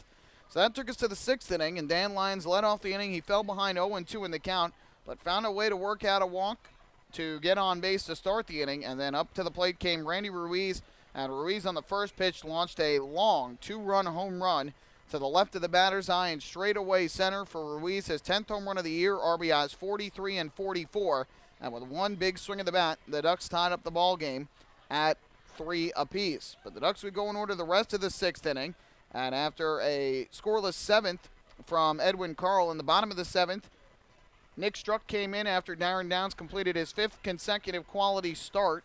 And Struck came in, gave up an infield single to Zach Collier to start off the inning, but was able to pick him off at first base for a big first out of the inning. However, that momentum was short-lived because after the pickoff, Kent Mathis swung at a pitch 0-2 up and out over the plate from Struck, and he hit a solo home run over that wall in right field for his 7th home run of the year, 39th RBI.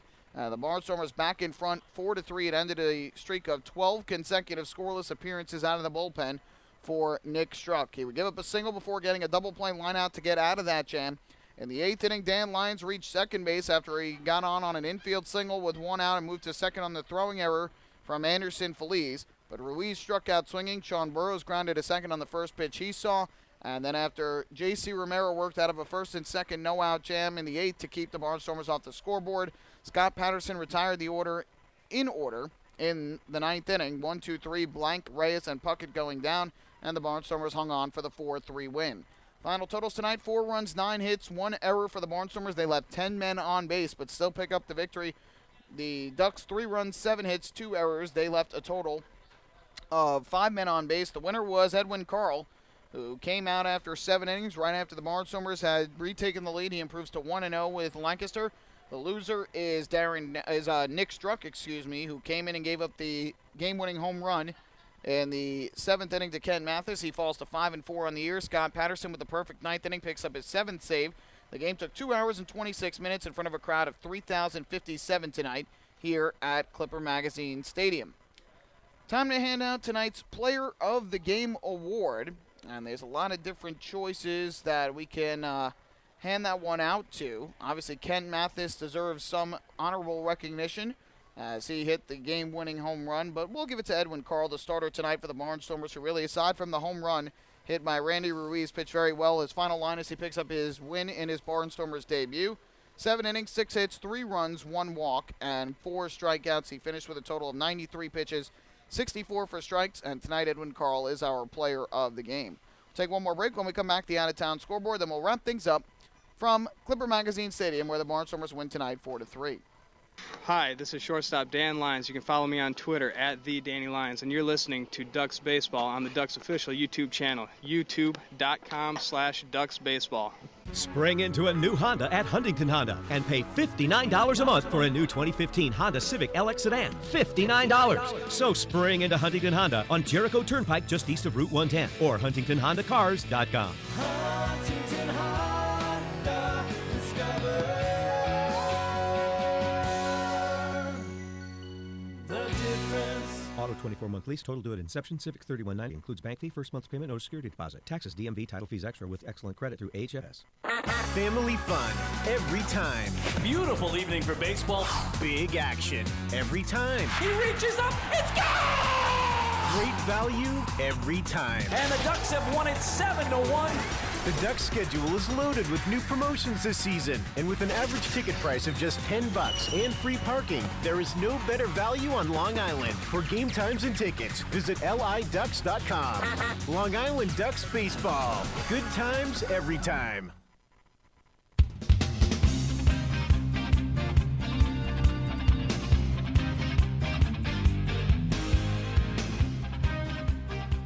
Back here at Clipper Magazine Stadium tonight, where the Barnstormers defeat the Ducks 4-3 to take the opening game of this 4-game series. Ducks now are 10-7 against the Barnstormers here in 2015. Ducks will try and even up this series at a game apiece tomorrow when they play the second game of this 4-game set. More on that in a moment. First, the out-of-town scoreboard. One game is final. That was in Bridgeport tonight, where the Blue Crabs defeated the Blue Fish 2-1 in just 2 hours and 8 minutes. Corey Reardon, the complete game effort, but he suffers the loss, falls to 5-6 on the year. Darrell Thompson, the win, improved to 7-7, and Cody Epley picked up his 8th save of the year. No home runs in the game. But for the Blue Crabs, Jamar Walton, an RBI, Craig Maddox, an RBI, and it was Juan Martinez picking up the RBI for Bridgeport. So Southern Maryland, after learning who their first-round opponent would be, Lancaster, with the loss to Lancaster here last night, wins the opener of the series against the Bluefish. They're in the bottom of the bottom of the ninth inning, in York, Pennsylvania. The Somerset Patriots lead the York Revolution 5-4. The starter for Somerset was Kramer Sneed making his debut. John Hunton is now in the game to try and pick up the save.